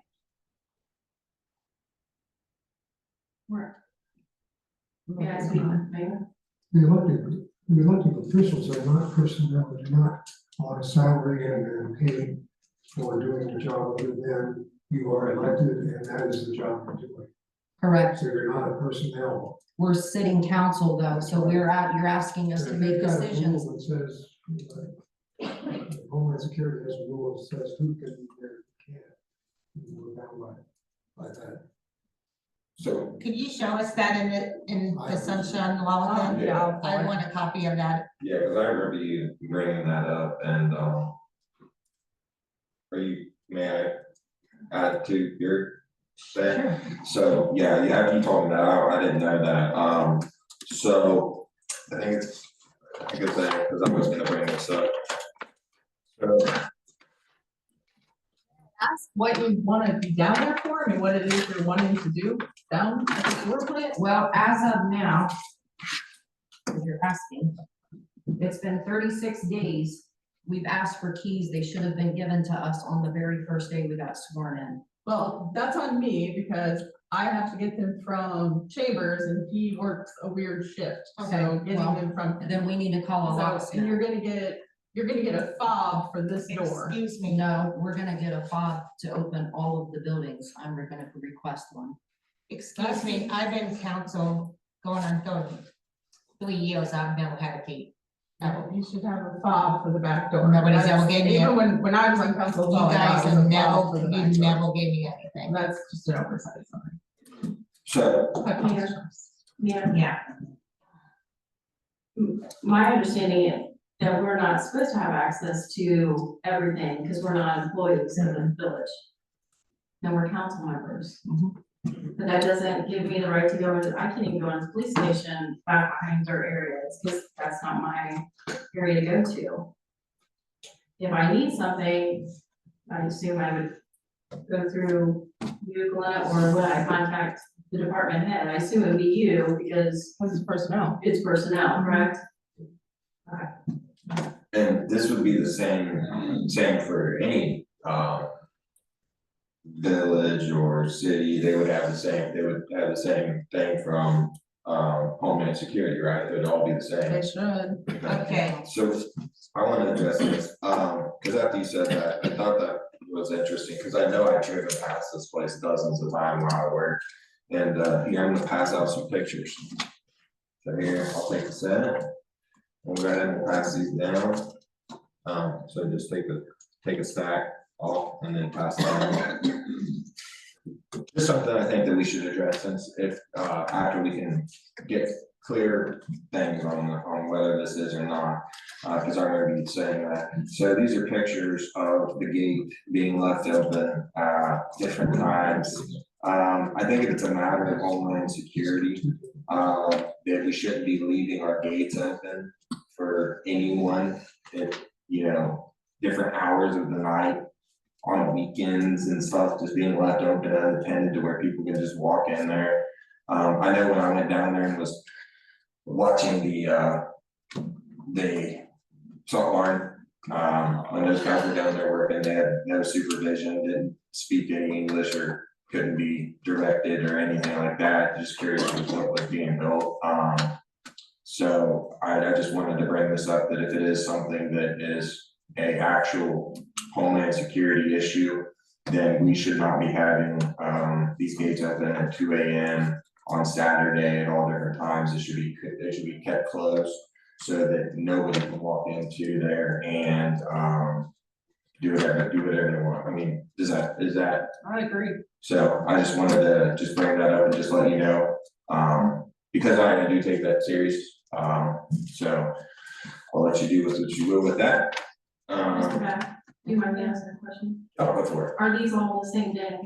I only see one day. So one's on Saturday, the 27th, the Saturday, the 27th is, I believe, the 9:36 PM is the AM, and the other ones are, but I've driven past it and it's being left I open. just wanted to see if it was the same, this one particular. Yes, I know so- the one that's marked at 2 AM, there's no date stamped on that one. Yes, The yes. other ones are. That's Yes, why I it see is. the same day. It is on, particularly on these, yes, but there's also been times where I've driven past and it's being left open. And since she brought that up to us, I thought it would be very important to let her know. Yeah, You know, thank that you. that our gates are being left open. All right, And take care of that. the guys that were there putting the barn in had no supervisor at all there. And I could, trying to talk with them, couldn't communicate a bit.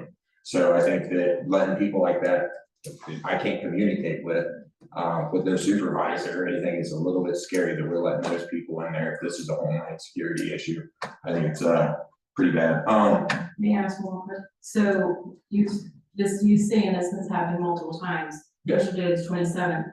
Have you contacted Glenna prior to that? No, I was bringing it up Or here. just wait till the day? Yeah, till the next meeting, yes, absolutely.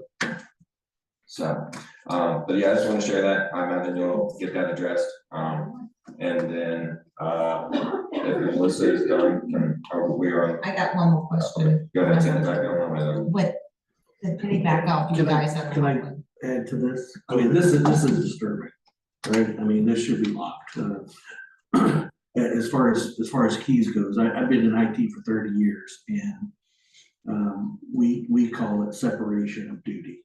We don't give, just because I'm in IT, just because I have admin rights to the domain, does not necessarily mean I have access to HR records. Just, Correct. So to say that just because we are on council does not necessarily mean that we should have access to every single room, every single building, in a municipality. I mean, that's, if we need it, we should be able to get it with, within, even a reasonable amount of time.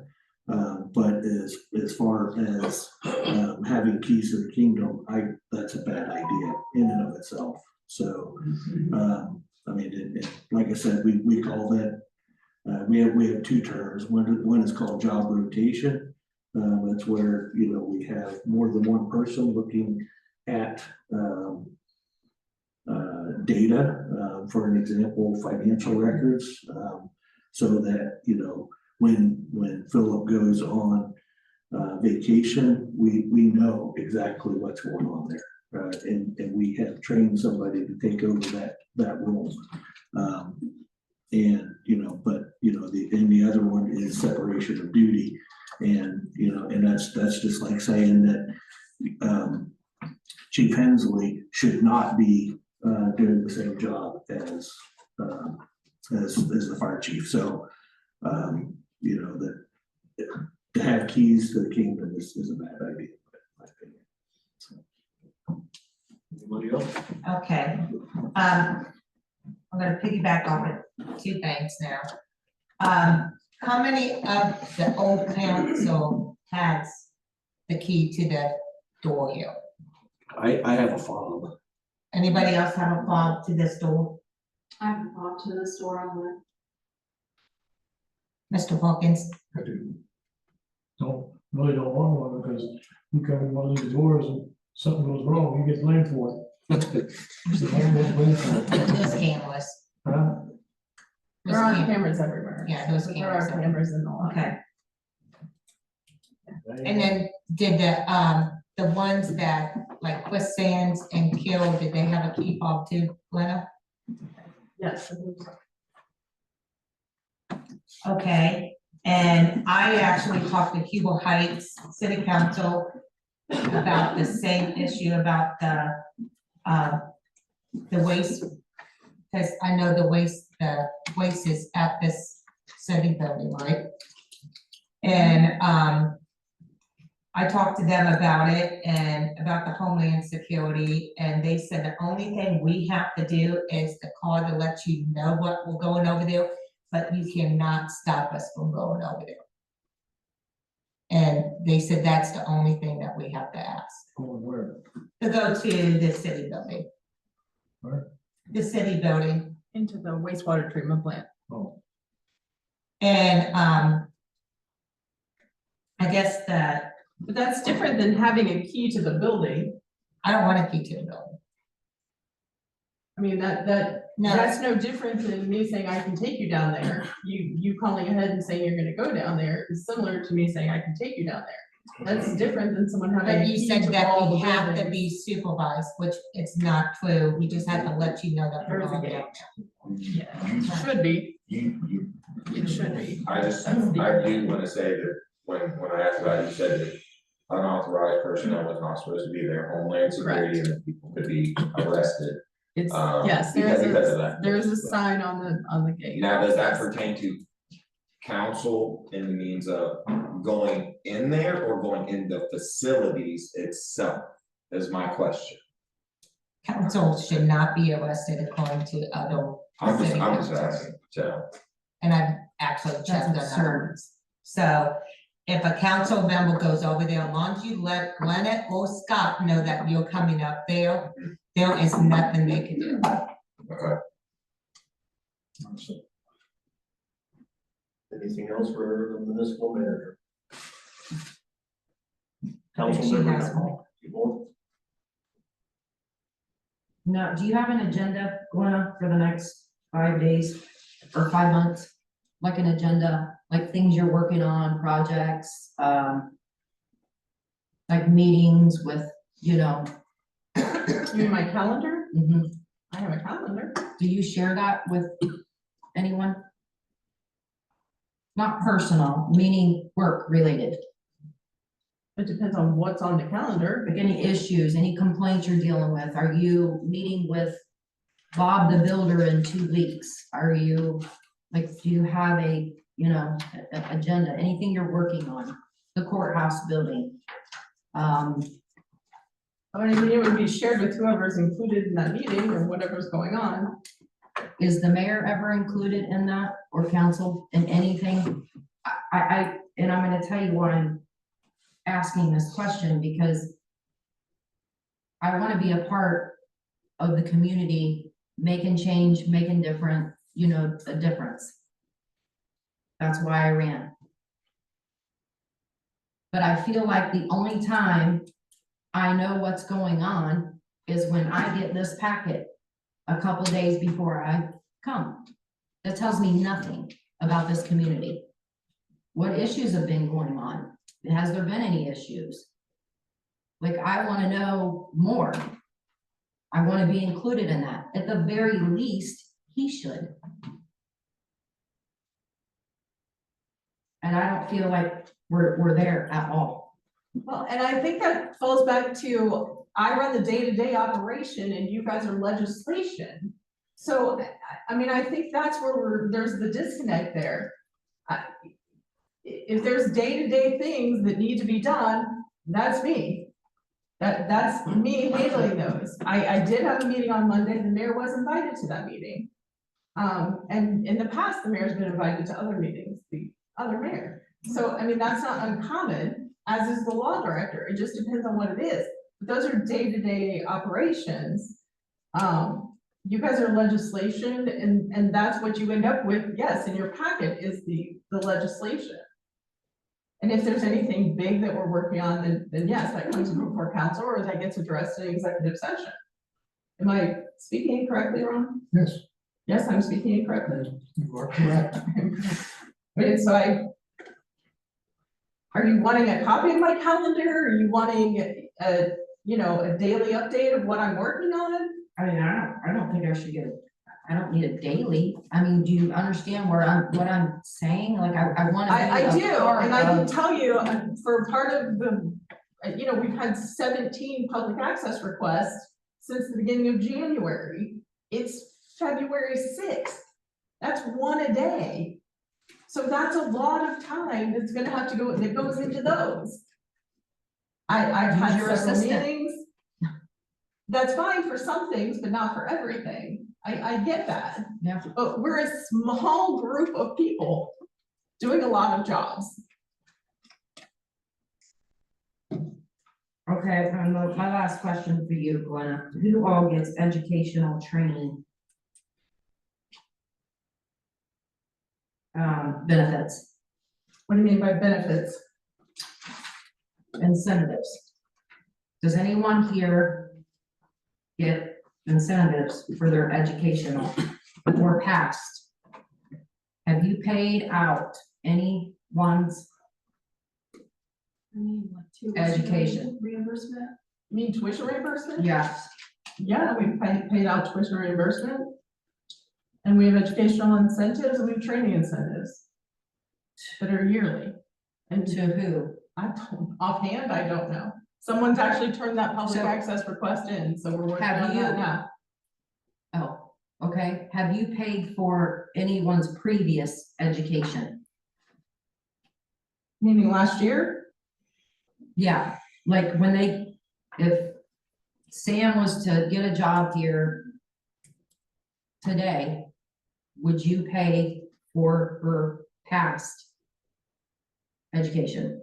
You mean she doesn't work here already? No. Meaning she just I got think I'm hired. following. I think what she's saying is if somebody gets a job here and they went to school for training, do we reimburse them on their prior schooling? From previous. So if Joe, okay, I'm gonna make this, Joe goes to school for something before he came to our village. So he's not working for us. No, and not he yet, but he finished went to his education. school and he still owes us on his schooling. And he comes here to work, do we? He does not get Is- tuition is- reimbursement for that, Okay, no. I think that's what you were Is that what you're getting asking? at. Yes. No, he would I not said get. Sam. That's what it sound, yeah. Yeah, he would not Joe, get Sam, tuition Bob. reimbursement unless he's an employee here. And I believe it's written that they have to be an employee for a year before they can But you apply. don't pay for any previous tuition. Not that I'm aware of, I don't believe so. You got a name? You know what I mean? You understand what I'm asking? Sort of, I think, I don't wanna misspeak, because I'm not sure I'm understanding the question. Okay. You're saying if they went to school in 2000 and they start working here in 2024, are we gonna pay for that education? Yeah, they went to No. school in 2023, they just got a job here in 2024. Are you paying for their No, schooling in 2023? no, they have to be working here for them to get tuition reimbursement. And start going to school, right? Not previous, not anything previous. Correct? Are you saying, I mean, do you have something specific you want me to look at? No, No, no, are you, I'm kind of lost. I'm looking at this Sense of it. I'm trying. that I ran into. I'll tell you what, in Melissa, the how about charter. we talk about it either after or I'll call you tomorrow? Fine, Okay, that way I'm sure I'm on the same page with you. fine, Okay. And then I can have Fair what's in enough. front of you. and that's it. Council member comments, anybody? I got a couple. Bill, you might be the one I need to talk to, and I should have asked you when it came down, so I'm sorry that I did not. In the charter, 2.07, the council rules in the journal, do you have that?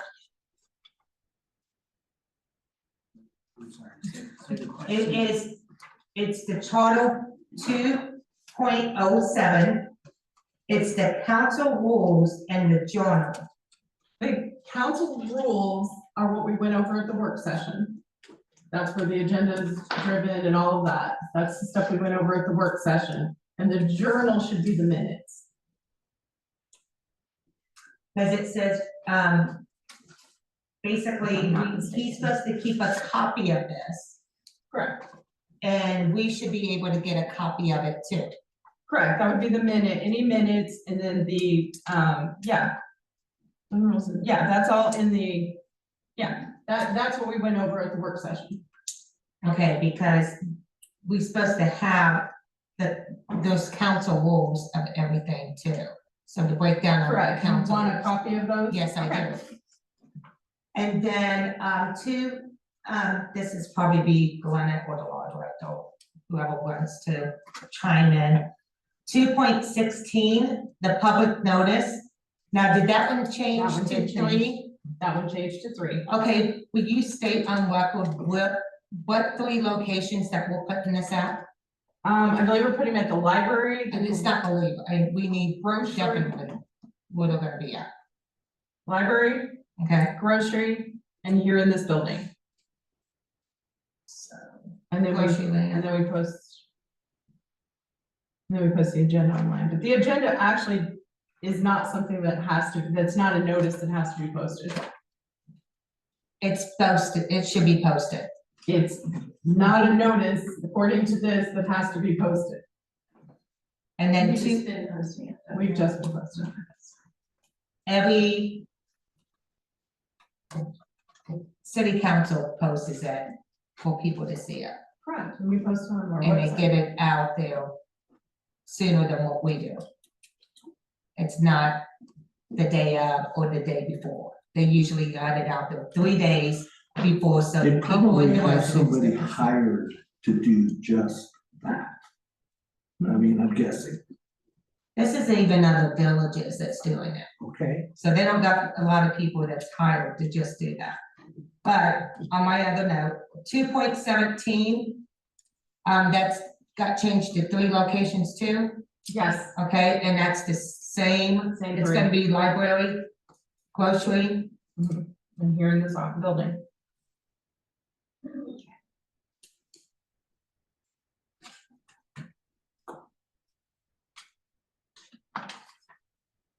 and then that is for any resolutions and ordinance, so after it's been passed and read, that we put it out there for the public to see, correct? So that is being done too. And I think that's it, that's all I have. Anything else? Well, you did a fine job in the packet. Thanks. Comments and requests. I hate to ask you again, but you do it again. Thank you, because it helped me, to get that question about the junk vehicles, the junk vehicles is what we appropriated and we sell back to somebody else. Correct. Thank you. I'm done. Vice Mayor comments. I will be the Yeah, it's like, Mayor's comments, seats are getting late, we still have somebody to talk on the agenda. I'm gonna go ahead and hold off until the next meeting.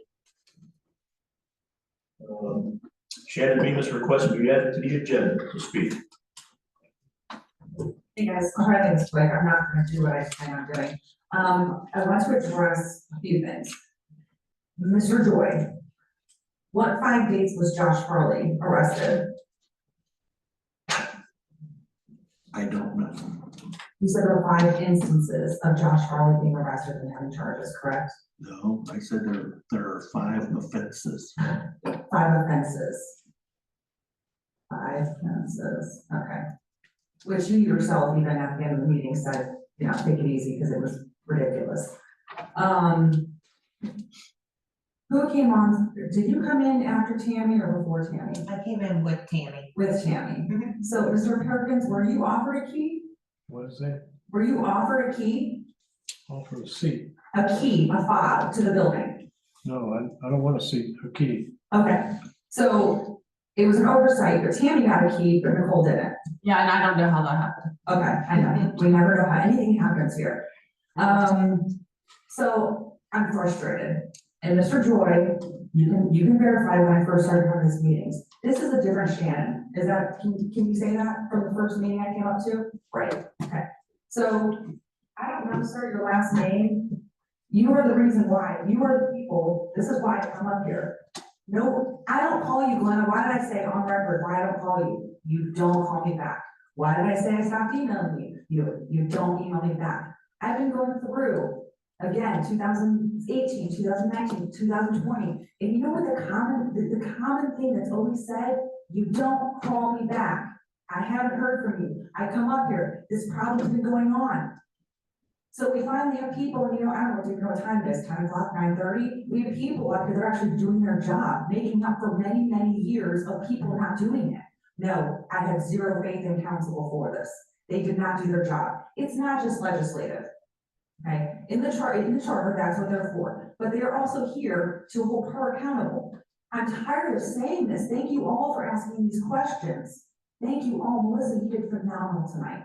I'm so impressed with you.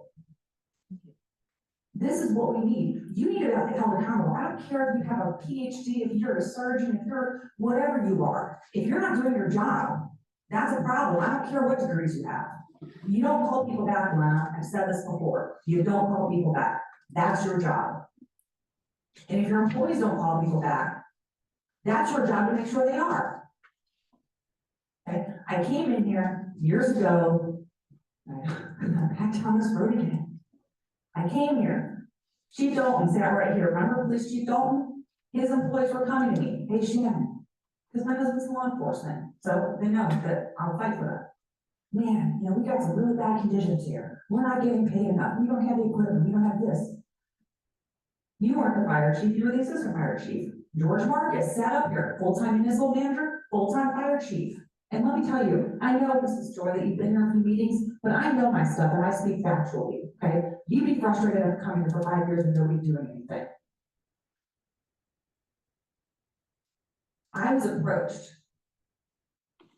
I was doing my thing. I was volunteering for 12 years, running the NYA, getting no help from the city, only getting screwed by the city, actually, if you want to go there. But I came here to make things right for people. I didn't have an interest. I don't care how much these people make. It was the right thing to do. It's the ethical thing to do. Okay, that's why I started coming up here. You know what? Still, I'm not getting answers. You said, and I can't turn to the microphone. How many people, how many meetings have we all been here? People come up here, man, I call, I never get an answer. They come out here, it's not fixed.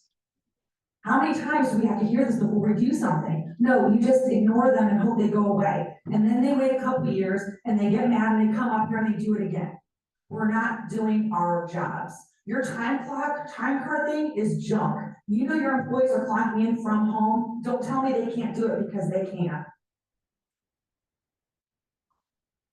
These service department worksheets. You have. Mr. Keener, you're here on behalf of the village, to do what's right on behalf of the village itself. You have become her personal attorney. I suggest counsel, you look into somebody outside. I'm disgusted, even more so than I was before, to learn that you guys had voted before looking or reading or discussing a contract. Now, if you wanted to go into executive session and discuss a contract, then come back in and vote on it after negotiating, but you had already voted to approve a contract you hadn't read or discussed, is what you told me tonight. You had voted before you went in. Nicole Atkins said, I want to wait. I didn't have enough time to read anything. I haven't seen the old contract. I want this, this, and that. I requested your council packets. There was no contract in it. So when were you given the contract? We discussed her contract in the executive session. Okay. When was the first time, when did you see her? I got your council packet a month before and a month after that meeting that you guys signed her contract. It was not in there. Did she provide a copy for you to review at your home? No. No. So when Nicole Atkins says, I need more time to review a pretty big contract, right? Because you know what? Let me see. And I'm just a mess. I'm so. That's actually not what she said. What she said was she didn't get her council packet and she didn't have a chance to read the agenda. That's what she said. No, That is not exactly true. what I said. Not true. I actually listened to the meeting last time. I wanna find this though, this is, see, I'm so, everything's right. You know, did anybody watch the Grammys? I didn't watch the Grammys, but I saw a little clip. Taylor Swift, she won like something for the fourth time in a row, album of the year. And she gets up there and she's like head blown. That's how I feel right now. Like, no sidebar, sir. You're an attorney, you know better. No sidebar, public meeting, right? Okay. So, Mr. Joy, I remember there was a meeting and I'm trying to find, I have so many freaking notes. I'm requesting to get the agenda next time so I can organize all of this. This is a lot to digest, guys. Hold on, because you're really like, okay, here. July 16th, 2019. We started the meeting out, right? It says, hey, do I have a motion to approve the meeting minutes for the month before? Simple, right? Most people, you guys don't even read them because there's so many, you guys have approved so much stuff that didn't even happen. It's like, whatever, I'm not even gonna call you guys out on it, 'cause it's just stupid at this point. So Mr. Joy said, I'd like to ask to postpone approving the meeting minutes. I didn't have time to read and want to make sure everything was addressed. I need more time to read. So you know what? The mayor said, we will postpone.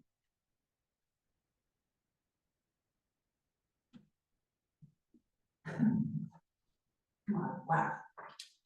I mean, asking to be approved a meeting minute and he didn't have time to review them, but you have a six-figure contract automatically renewing with all these incentives and stuff, and you couldn't, but you went and you didn't even see it. So what I'm requesting to council is that you guys motion or make a resolution. I would, as a taxpayer, request that someone on council, the mayor, whoever be chosen, I would like to find an outside independent attorney, and I would like to have them review the events leading up to and the signing of the contract. Okay, and, I mean, whistleblower, Mr. Keener, I specifically spoke to you about whistleblower. I came to you because there are employees. There's so much stuff, okay? And you said, you didn't give me a packet, I still have it at my house. You said, no, we are exempt, we are not covered by any whistleblower policy. Did you not? I believe I did say that. I gave you a lot of documentation to tell you what the state law was, Right. what was on in the Ohio Revised Code, as well as the common law that dealt with whistleblowers. So We now do we're not saying have a that, whistleblower policy here. That's not what I asked you, and you said that employees here are exempt and are not covered by any type of whistleblower, and I said state or federally, you said no. You have used words out of line in your last comment. I did say that we have no whistleblower contract or agreement or ordinance in this village. Okay. That's what I told you. No, that's not, As sir. well. So you're calling me a liar I'm telling you that's not what you said to me. now. Well, I'm telling you it is what I said. Okay. As well as giving you a lot of information about it. Okay. So I would like to have keys to all council members by the end of the week. I would like to request that, if any of you can make that happen. Everybody should have access to this building. This is your building, okay? She works for you. As far as that Facebook page, I've brought that up for years. We need to have a Village of New Lebanon government page, a Facebook page. They will post about meetings. You'll post the agenda. The agenda is public record. The agenda is not a secret. I'm not asking you for secret notes.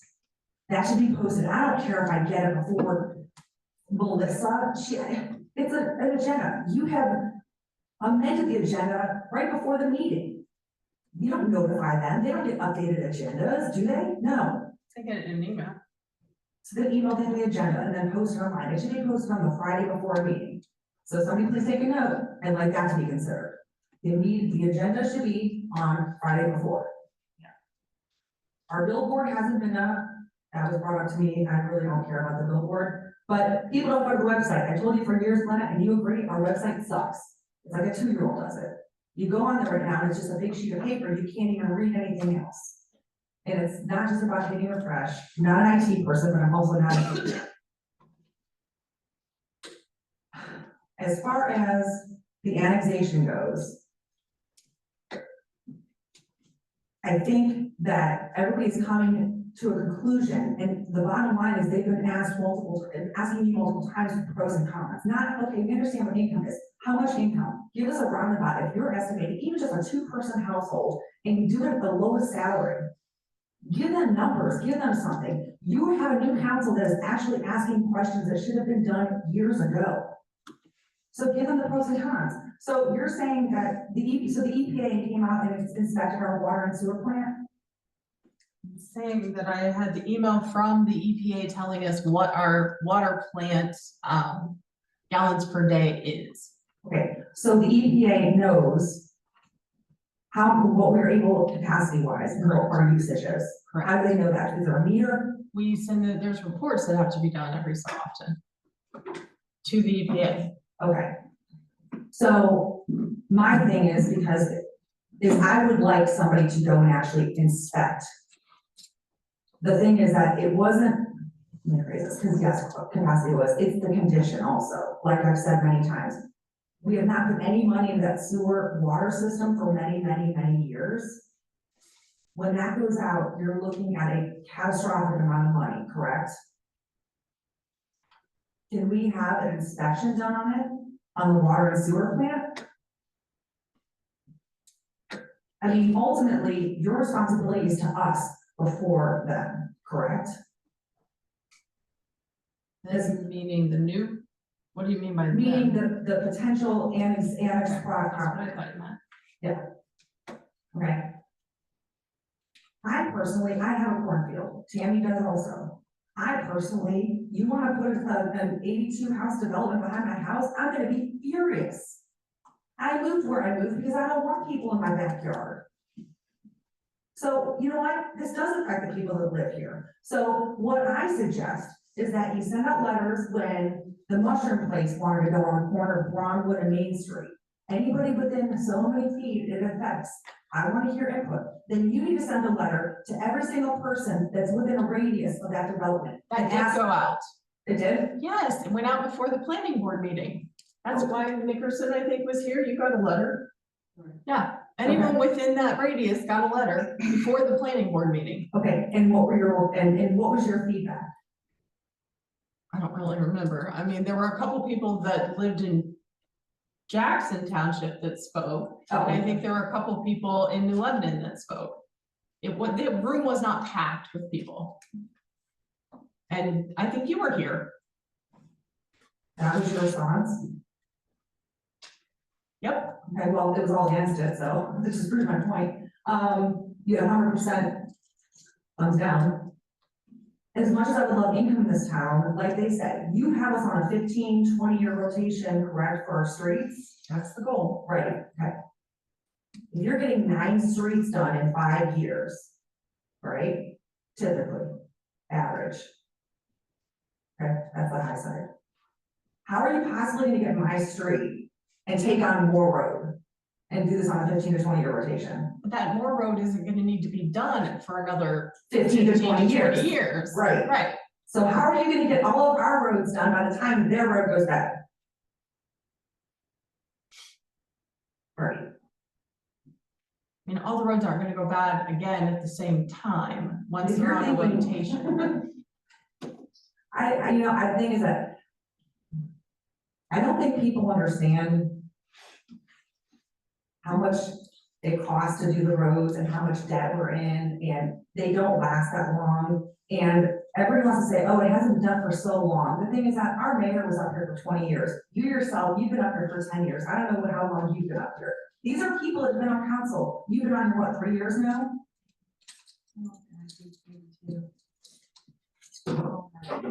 Third year, okay. So this will be. Okay. But I'm saying, all of the people before you knew faces, all of you guys were long haulers. You guys would just sit here run unopposed, and I know you guys ran unopposed, but still. You know, they were long haulers. They just sat here and they did their yeses. They did their yeses and nos, and that was it. But, you know, now you have people that want you to be accountable for things, and I just don't think you like it. I mean, you guys just don't like it.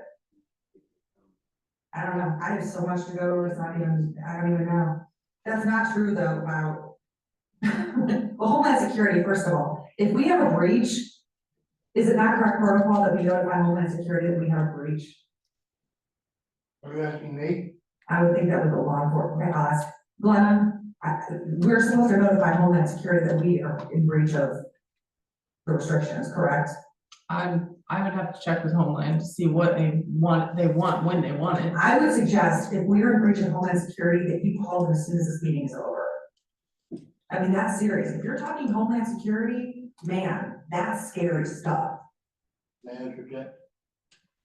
So Homeland Security isn't monitoring every infrastructure point. What they do is say, you may make this off limits to people so that if they enter on the property for any reason, you can remove them. Certainly if they do something other than just trespass on the property, like they tried to tame a water system, or they tried to cause any damage, certainly Homeland Security would be involved. However, the big thing is, and what I've heard here today is, well, there's sometimes some people that are there. Remember, that's authorized personnel. So for instance, if there are people working on a building there, and they have been authorized by the service department to do that, even if somebody's not standing over their shoulder, there's generally, as far as I'm aware anyway, somebody there who is at least monitoring their progress and making sure that they don't get involved in any of our actual critical infrastructure. That's not what I'm discussing. I'm talking about the fact that the gates were opened. They were left open. No, we don't notify Homeland Security if the gates are open. How do we know that somebody hasn't gone in there and like tried to poison us or taint the water? Quite frankly, we have cameras in a lot of locations, some are there. I'm sure you have blind spots. Probably. Yeah. But we also have the water tested daily, I believe, so. And that's the wastewater plant, by the way. The gates are at the and again, wastewater we do plant. control access. It's to not our the water building. plant, but the gate is open. I'm just It's the saying, this is like wastewater the plant. last, this is something that we can talk about possibly arresting people for being there because of Homeland Security. And if we have open borders, man, that's a breach. That to me, I would just like you to, humor me. I mean, take this seriously, Glenn. If you're threatening or arresting council members for a Homeland Security issue, I would at least like you to get advisement for this. I mean, that's the very least I would suggest, just for liability purposes, just to save you guys. Satire. So, yeah. There's just too much. Purchase order and super purchase orders. What are the amounts for those? What's the Purchase order and a super, or the blanket purchase order for which one? for the municipal manager. Purchase orders for the municipal manager. You will have a blanket purchase order and a super blanket purchase order. For what? It's in the charter. I mean, Marcus always said it's 100,000 for the regular one, 150,000 for the super blanket that he can go and spend, have it open. You guys don't know? Okay, I'll explain it to you guys later. So how much can you spend without somebody approving it? everything that goes through gets approved. Well, that's not true, because he just bought 2 cars. It still was approved. By who? It was still, the PO still went in, there was still an invoice and a PO and it was still signed off. Who approved it? I would have signed the PO. So, back to my question, how much money can you spend without needing council approval? Well, the budget's approved, I think we're mixing things here. The No, I'm budget is approved by council. You're allotted to spend so much money without asking permission. How much is that? Well, when we do the budget, Whatever's in the budget. okay, when we do the budget and we have the capital meeting with all of the board, all the council members, okay? Everything that we put on there that has to do with capital or whatever for the different departments, okay? However much money, let's say, he had for his vehicle was 40, 50 something thousand. Just round it, 40. 55,000 for the 55,000. mark unit was 55,000, okay? Mhm. So, once that gets approved by the council, Mhm. then that's the approval right then and there. Right, I understand that. So then, whenever we get an invoice for said $55,000, he writes a purchase order request. It goes to her for her signature, and then we create. Okay, outside of what's budgeted is what I'm saying. There isn't anything outside of budget. Everything has to be accounted for in the budget. So if his table breaks, Yes? you budgeted for that. Yes, it would be under office expense, or it would be under building expense, or it would be under some sort of expense in the appropriation budget. Yes, it's not a line item. It wouldn't be a line item until we need it and spend it. Same thing with paper. We don't have a line item that says we're gonna spend $1,000 on paper this year. We just have office supplies. So you can't, so the 2 cars, the 2 SUVs that were purchased, what was that out of? The one was out of the capital, correct? Yes. Yes. One was out of the The mark unit capital. was out of Marked out, capital. unit was out of the Police capital. capital? Police capital, Yes. I'm just asking. yes, police capital. And then the other one we pay for out of gov deal money. Correct. Which is general fund. No, police gov deal, whatever they sold is their money on their gov deals. Why are we in that, why, okay. See, If how they much, sold it, it's their money. how much are we still taking out of the general fund for the police? Because before it was 400,000 a year. And offhand, I don't know. I Can you let me don't- know how much we're pulling out of the general fund for the police? It's on that appropriate, but I don't know if you'd already requested appropriation. It's on the appropriation. I requested something like a month ago and I haven't gotten it, so I don't know. Well, I have one from the 28th and I think one from the 19th. that Yeah, we're working on. Yeah, I don't know. So much, so.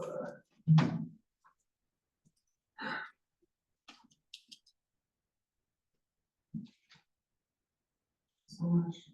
So the $90,000 storage building that was going to be put next to the courthouse that was discussed, and it was, where did you guys leave off with that? That's, I believe, in the budget, but it was not going, it was a line item that's in the budget that would not be spent unless council approves. That's how it was left in the budget. So we keep hearing about the community, the court building, the community center, which keep in mind, for those new people, since 2019, we've known that they were leaving us, okay? So here we are now, and we still have an empty building.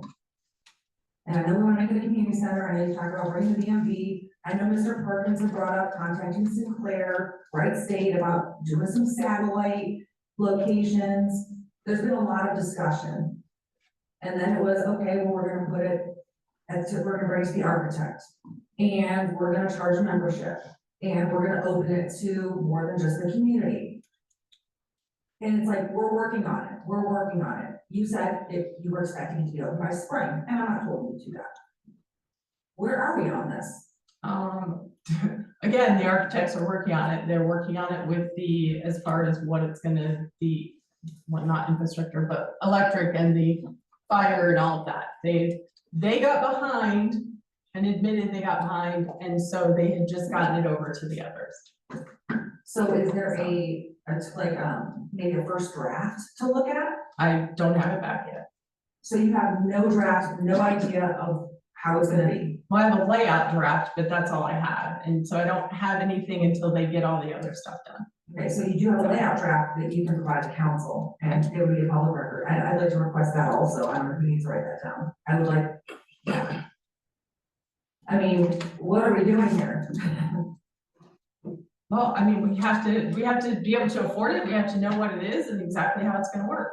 Have you done a cost analysis on it? That's what they're working on. That's part of what they're Why working on. don't we do this when we knew that they were leaving in 2019? It's 2024, and we have an empty building sitting there. They didn't leave until we knew that they were leaving in 2019. They kept changing it. And doing a cost analysis wouldn't have done any good in 2019 for a building that we were gonna need in 2004.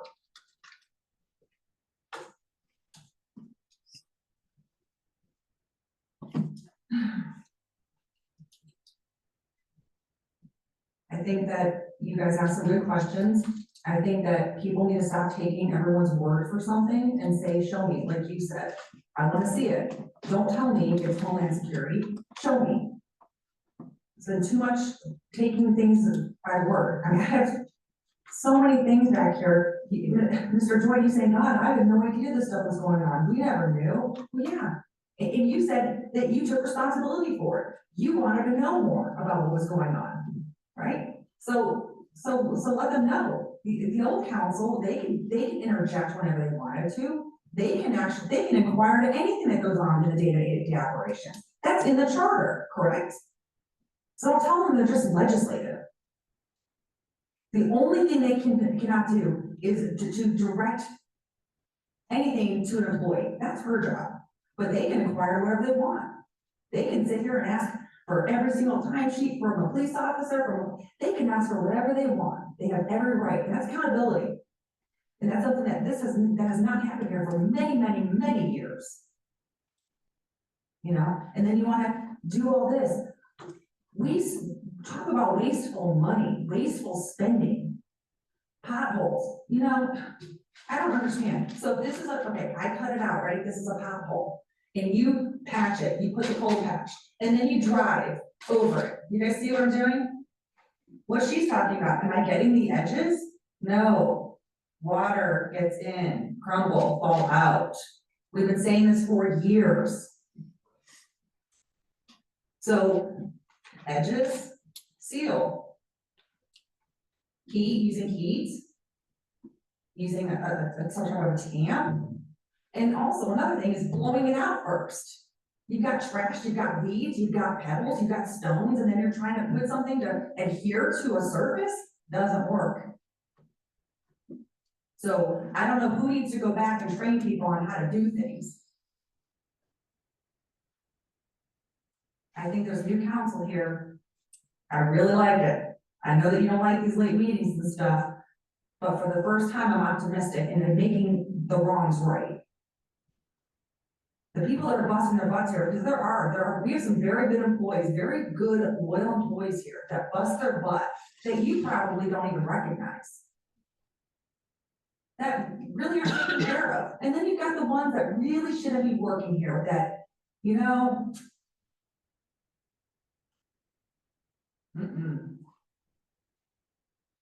No.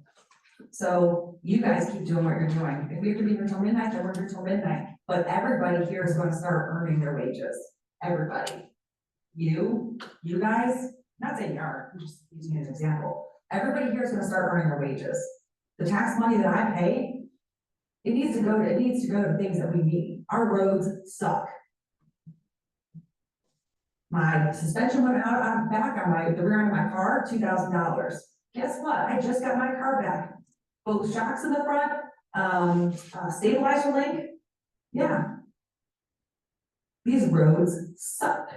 And I understand we can't, I've always supported that we can't get all the roads done right away. I understand it's a process, we need money and this and that. But you know what? We need to take care of the potholes. And it's not just the day of or the day before a village meeting. This isn't my first rodeo. I've been coming up there too long. I know. I know who's a bad liar. I know how this works. I'm not dumb. But I'll tell you what, since I've been on blood pressure medicine, it blows my mind. Oh my gosh. Oh my gosh. If anybody, ridiculous, the stuff that I know, that's not slander, it's not libel, it's true. And it's gonna be coming out here real soon. I will promise you that. I've never promised you, it's coming out soon. Watch out.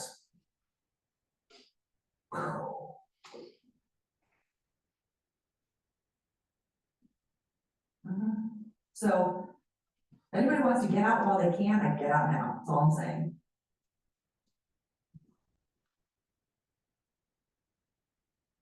Any questions?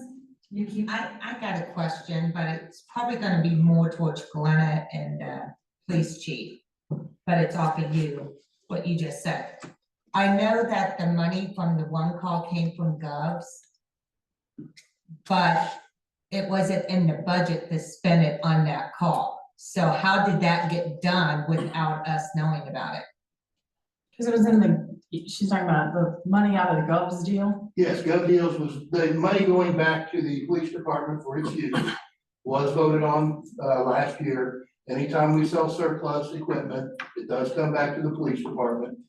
Yes, I do, look at things that the police department needs or wants to have, depending on, what it is. Sometimes it's needs. I always hope that needs will be filled from capital. Sometimes they're not. As you mentioned before, Ms. Bemis, we could be utilizing that money for ballistic helmets, not riot helmets, by the way. We're not interested in the riots. At this point, we want to protect bullets, protect our heads from bullets. So as you pointed out, I could be using that money for that. And I told you then, I think, yes, that's my plan to do that, because they weren't approved in capital budget. So one of the things I do is I do utilize the LISO program to its fullest extent so that I can get those, I'll call them needs because my head staying intact is a need to me. I realize that there are some agencies that do not issue ballistic helmets to their officers. The agency I was at before did. I believe they are a need. I believe protecting our officers when we can afford to do it, the best way we can afford to do it is the right thing to do. Additionally, I believe that because the previous council approved those Gov Deal funds to go back to the police department, things we, basically we determined that we need, those requests go through the municipal manager. I can't spend more than $100 without getting it signed off. Now, to me, and I think I already explained this, but this was for a detective. It was pushed back to 2025 at a much greater cost. I was able to accomplish it without utilizing taxpayer funds through something that was approved by prior council. And that's why I did it. Well, that's my question. It's not an issue with necessarily the two parts. I was at the budget hearing when you requested a cruiser and it was denied. It was pushed to 2025. Right. That money was taken and put into training and other things. Correct. Correct. Right. And then there's two cruisers. Yeah. Do you see do you understand where I'm coming from? I do, very easily. What I can do, if those funds from the LISO program do nothing for us, I can stop requesting them. I can stop bringing that money in if it does nothing for the police department and if I don't save taxpayer funds with it. That's the whole reason I put the effort into it, is so that when the police department finds something that will help with operations, we have the ability to do that. I just think it was, I hate to use the word, I think it was a sneaky way around getting a vehicle. Does that make sense? Okay. I mean, it was So if asked. it was pushed to 2025, how do we get cars? That's what I just said. He bought it from Gov Deals. Utilizing Gov Deals money, yeah. And we don't do I haven't seen exactly the amount that we supposedly have got from surplus from GovSdeals. Requested. So I would like the request on that, because I have not seen any of that. I don't know what we have in that account. And you was able to use that money to buy the car, so it does not have to be clear by council is what I'm getting at. Right, and it also then will take it out of next year's budget. Like where it's So already, anything he it's out does there for that 5 years. Anything he it'll come does back from out. GovSdeal, he could just, if he feels he needs it for his police department, he could buy what he wants. As long as it's not ridiculous, Yeah. but yes. It has to be approved by the municipal manager. Like all this stuff that he got free went on that website.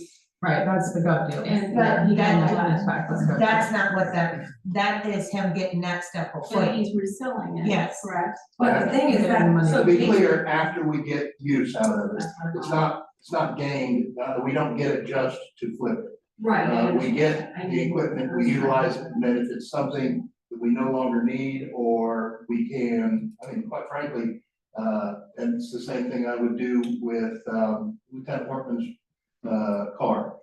It was, gained through the LISO program. Once he gets use out of it, he's gotten a lot of use out of it, hopefully, we will be able to trade it in towards something newer, something better. But to be fair, if I can find something that doesn't cost us anything, I'm going to do that as well. well, and the thing though is that, so the fire department is self-sustaining. They don't pull from the general fund. The problem is the police department does. So really, in all actuality, it's kind of like, in my opinion, and really I think it's just accounting purposes, double dipping. You're pulling from our general fund because you can't self-sustain, but you're saying, hey, I get this free stuff, I'm gonna sell and keep it. No, like, if that makes sense, and I'm not gonna, I wanna get out of here. As far as the curbs go, when they go out there and they remove the curb, correct? And then there's a process as far as, they don't go and patch it right away, right? They tear up the road, they tear up the curb, right? Then there's prep work. Usually they'll do the curbs all in one day. So they'll go in and cut out the they'll back. knock out all the curbs and patch them and then start tearing up the road. And that, well, I don't remember if the road's all torn out first and then they go in and do the curbs, but. But they don't tear the whole curb out, they only tear out that portion that needs fixed. Right, so what you're gonna have to do is you're gonna have to either figure out a way to either have him overestimate them or have this contractor, whoever you guys accept a bid from, go out there and be responsible for their guesstimates. But you can't go and charge somebody say, hey, it's gonna be 2 linear feet. And then, because obviously, like, 2 linear feet, I'll go with this guy. And then have them turn 7, that's not right at all. Everybody would be doing it. That's absolutely asinine, so there's gotta be, you guys need to figure out something else to do, whether, I don't know. Yeah, I'll just please put me on the agenda for next, this is too much just to try to go through my notes and figure it out, because there was a lot said tonight. And, yeah, I just hope everybody starts doing their job and earning their keep. So, and doing the right thing, and doing things legally, and by the book, and, all that, so, that's it. We have a motion to adjourn. So moved.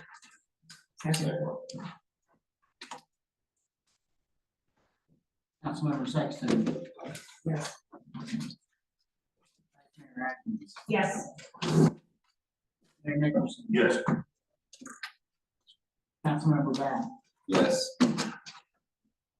Councilmember George. Yes. Councilmember Long. Yes. Councilmember Perkins. Yes. 7 yes, 0 no, motion carries. All right, you guys, thank you very much. Appreciate it, okay? Thank you. Adjourn. My legs so.